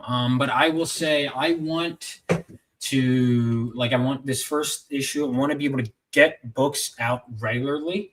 I have other ideas that aren't related to this I want to do, but my goal is to create, to the best of my ability, one of the best, not the best superhero comic of all time. I want to do, that's not saying I'm going to. but it's the setting No, the we're ideal. talking goals. Yeah, you got to Setting aim the high. ideal, so if I'm like the 50th best, I'm the 100th best, I'll take it. Yeah. But it's I want to be able to keep a series going that it's a long run, a lot of mythos and whatever, but that has creator control, and then it's going to end at some point after a while. But I want it to All be a things series do. that people will grow with, people will come back to, a world that people go, this was something special. This was something that kind of like a lot of the comics and characters I got into were created before I was even born. I want it to be something that people can go back to and enjoy for forever. I want like it to be kind of give that feeling. We talk about that cynical feeling of, it's like an abusive relationship. It's like, you get to see my favorite character. It's like, I want basically, you can trust me, here are my characters. I want you to care about them. Doesn't mean I'm never going to break your heart, but always know that I have the character's best intentions in heart. I understand them better than anyone. If I ever give anything for anyone else to write, that I want to create like a superhero world. Sounds corny, but like that, where people feel safe in, where people feel like I can invest my time, my money in this. And it's not saying I'm not going to take risks, but it's like, I'm always going to get good stories and like a consistent voice, kind of like, imagine, Claremont's run, but without, with an actual ending where he's able to keep going and actually like end the series. And that's really my goal, is to do that in the independent scene and to create something timeless. I have other ideas I want to do. I have Bobby right here and I are going to be working on something. I have a bunch of different characters I want to explore. Like Galvanite was my entry point character, but it's not going to just be his series. It's a team book, like I said. And basically, I want to be able to explore as many of the avenues as I want, while constantly keeping interesting. So like reinventing itself while being true to the core is ultimately, I just want to create like one of the best superhero experiences for anyone, whether you're a seasoned comic book fan or have never read a comic book, a story that will continue to grow with you. Like one of the things that was really cool about Claremont's X-Men is seeing how it grows and grows and grows and grows. And by the time you have that X-Men #1 where you have like this fold out. Oh yeah, dude. Double fold out. What do you mean one fold out? It was double fold out on both sides. Yeah. Oh, right, you're right. Yeah, because that's what I want, man. Is more than anything. Is just that. And Bat Sauces. I also have a lot of plans for his universe. All of them will be better than Vaughn's. Yeah, his stuff is good. I will say. I mean, I would not, even if I'm friends with him, I would not greenlight the book or put my time into it if this wasn't. And I'm his editor, so I was like, it's got to be good. And he is doing some good stuff. And again, the better it funds. He's already got the second one written, but we're just seeing how well the first is received and blah blah blah. And I'm imparting on him a lot of the wisdom I learned from my first book, and my second, my third, my fourth. And I also want to create other IPs. Like I have a Bad Girl book I want to do. I have other stuff, but my thing is let's focus and get Phenomenova. I want it to be a regular series that I could keep coming back to, like a production pipeline. Almost imagine like Marvel, where you're putting stuff out at a regular pace, but it's not as corporate in the sense. It's like in the good sense, but not in the sense of like I don't want it to ever feel like this is just a product and there's not like this is my dream, Right, because at the same time, it does become a product at one point where you're like you got to give it to the people regularly. You got to make sure you got good quality, but inside this product, you're putting your love, your dreams, your writing, your story ideas, and all that. So it kind of merges both. And when you're the writer and the producer, you got to wear both hats on that too. Oh yeah, that's another challenge. But it sounds like you got like your eyes on kind of both, like being doing good quality work and also getting it out punctually for people to have something regular. And I'd love to be able to hire like all these menial tasks, these creating Kickstarter campaign tiers, and like I'd love to be able to have more time to write and to do this. And if I could find a way to hire out, especially friends, like when my dad, when he got his job at the World Trade Center, he wanted to hire out all of his friends and have them do work. And that's kind of what I want to make sure I'm surrounded by. Honestly, my ultimate goal is to be creating my dream comics, helping other people realize theirs as well, surrounded by people I love and doing it in a timely manner and making the best stuff I can. That's my ultimate goal. Dude, that's a fucking awesome, noble goal. Thank you. Yeah. I love it. I love it. Thank you so much, Vaughn. This brings us to the end of the show, to the end where we call, that I like to call shield time. And we've got Skeleton coming here at the end of the Skeleton. What are you doing coming in at the end, tail end? What are you doing? What's up, man? Well, he's here for showtime. How you doing, man? He's like, I'm going to skip the work. I'm just going to, it's time to promote my comic. I'm going to be first in line. I respect it. Skeleton, are you using your Jewish, profile pic for this one? I don't don't know how to respond to that. Yeah, you don't need to. Wait, get your lawyer before you respond to that. Right. All right, I got to play the clip because this is a show time, ladies and gentlemen.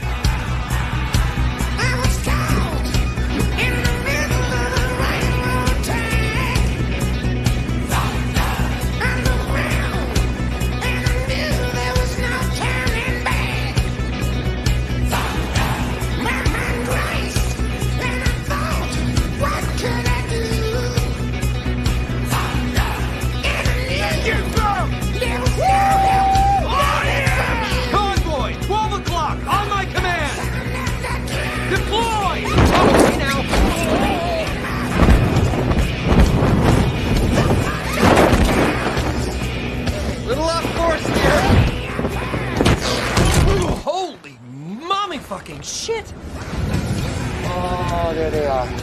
Look at these gorgeous sons of bitches.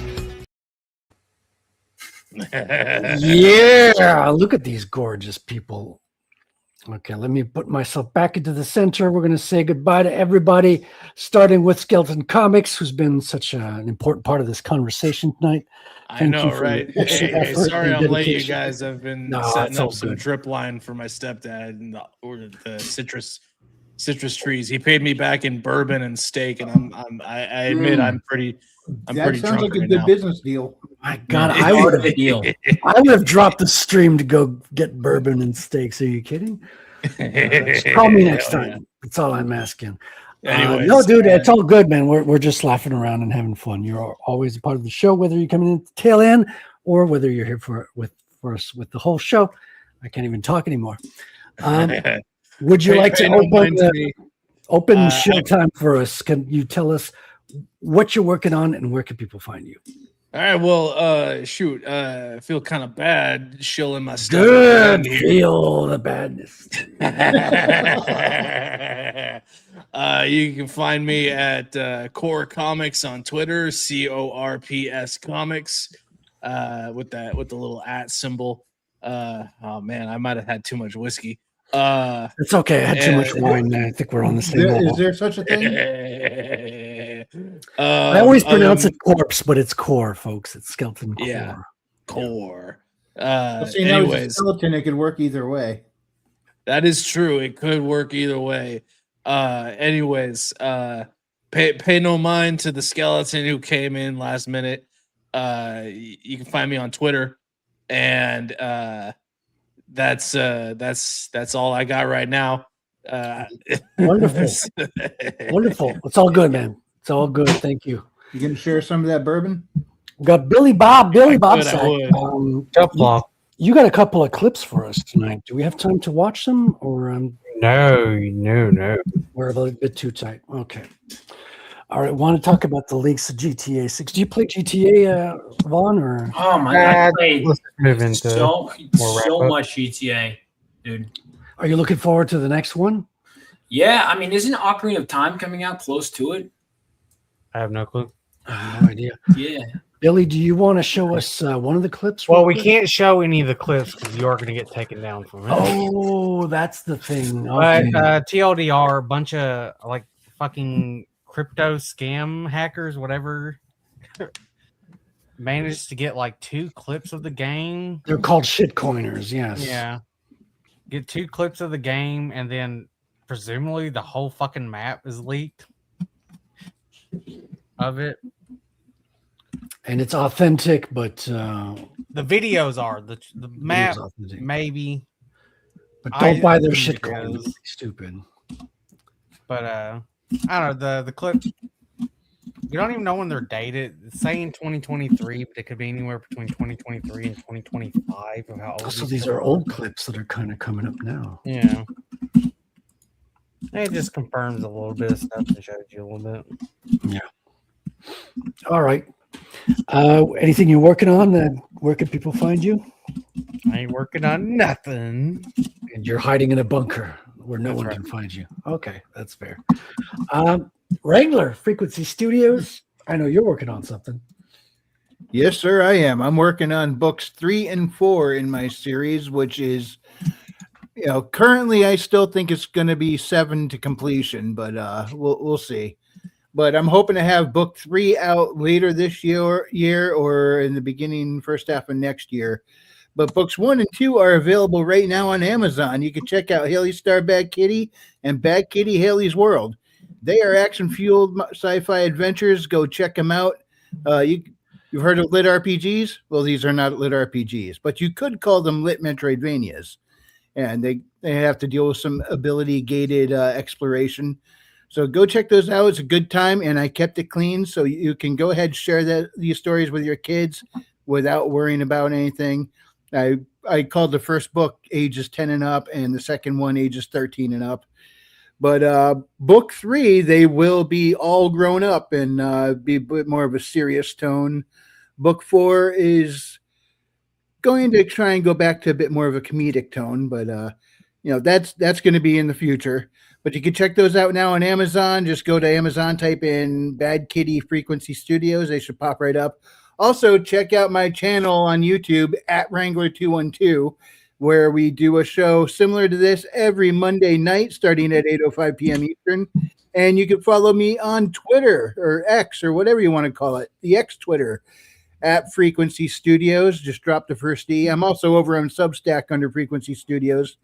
I do also have accounts on Minds, Truth, and Blue Sky as well. I haven't checked any of those in about 2 years. But I was going to say, is Blue Sky still a thing? I don't know. But yeah, I remember when I first said, I made a Blue Sky account, and somebody said, "Why did you make a Blue Sky account?" I said, "Because leftists buy books too, and I just want to sell them." So that's true. You got to sell to everyone, man. Yep, you got to sell to everyone. Yeah. So anyway, go ahead and check that out. It's a good time, and go on an adventure. You never know what you could accomplish with a well-aimed potato gun. Well said, my man. Well said. And we're going to close out with our special guest for tonight, Mr. Vaughn Coleman. Vaughn, thank you so much for taking the time out of your busy schedule. Sorry for yapping so much. No, it's my pleasure. Yeah, next That's time. Why you were here? No. He was talking way too much. We're not going to let this pass next time. We're going to give him a limit of words because this has gone. But the more he talks, the less I have to talk. Completely out of control. Dan seems to have enjoyed it, though. He says, "Great interview, great conversation." Thank you, Dan. You seem to be a man that has a good sense of observation, and I appreciate that. So, Vaughn, thank you so much. Parting words. Could you tell people what you're working on? Where can people find you? Yeah. Make sure to. I got the link for the Kickstarter here in the pin to the chat. I'm going to drop it again. Make sure you guys go sign up for that this week. Yeah, so go ahead and check out my YouTube channel. It's just my name, Vaughn Coleman. I'm going to be hosting my launch party. I also do shorts like every day. I'm on Instagram. I'm on YouTube. I'm on Twitter. You name it, I'm there. I also do have my own stream, like Vaughncast. I decided to just fire up a stream. I was like, what do I call it? Vaughncast, whatever. And people actually like it. So I was like, all right. And sometimes I host discussions on movies and stuff. You also got my website, Rebel Oasis Studios, which if you join my email list, that keeps you up to date on every creative project I'm doing, sometimes we're at conventions, whatever, if you join there. And then you've also got Kickstarter. If you sign up for the Kickstarter, we launch very soon. Even if you're not 100% sure, every sign up helps with the algorithm. That's my main thing I've got going on. So keep your eyes on my YouTube channel. Keep your eyes on my comic books. We've got plenty of things coming your way. And we even got the first 4 issues right here for you to check out. And that free sample, if you just go to titles and then you go to Phenomenova, you can read the first 10 pages of issue 1 right now for free. It's free. There's no cost. Go do it now. Do it. That brings us to me, moi.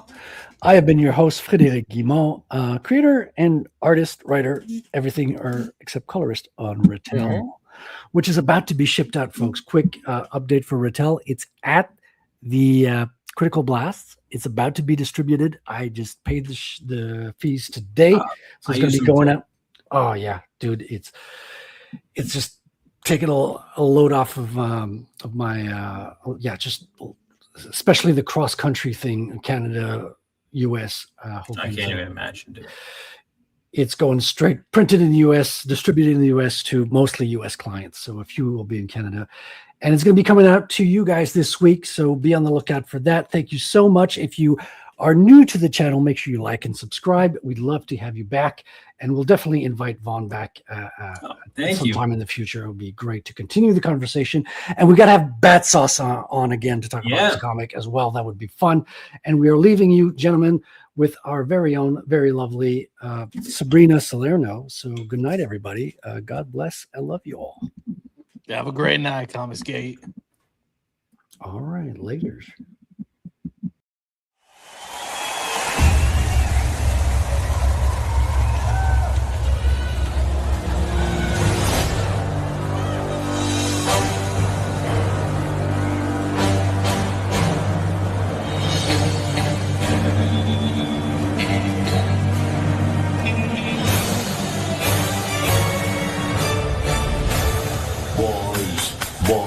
Boys.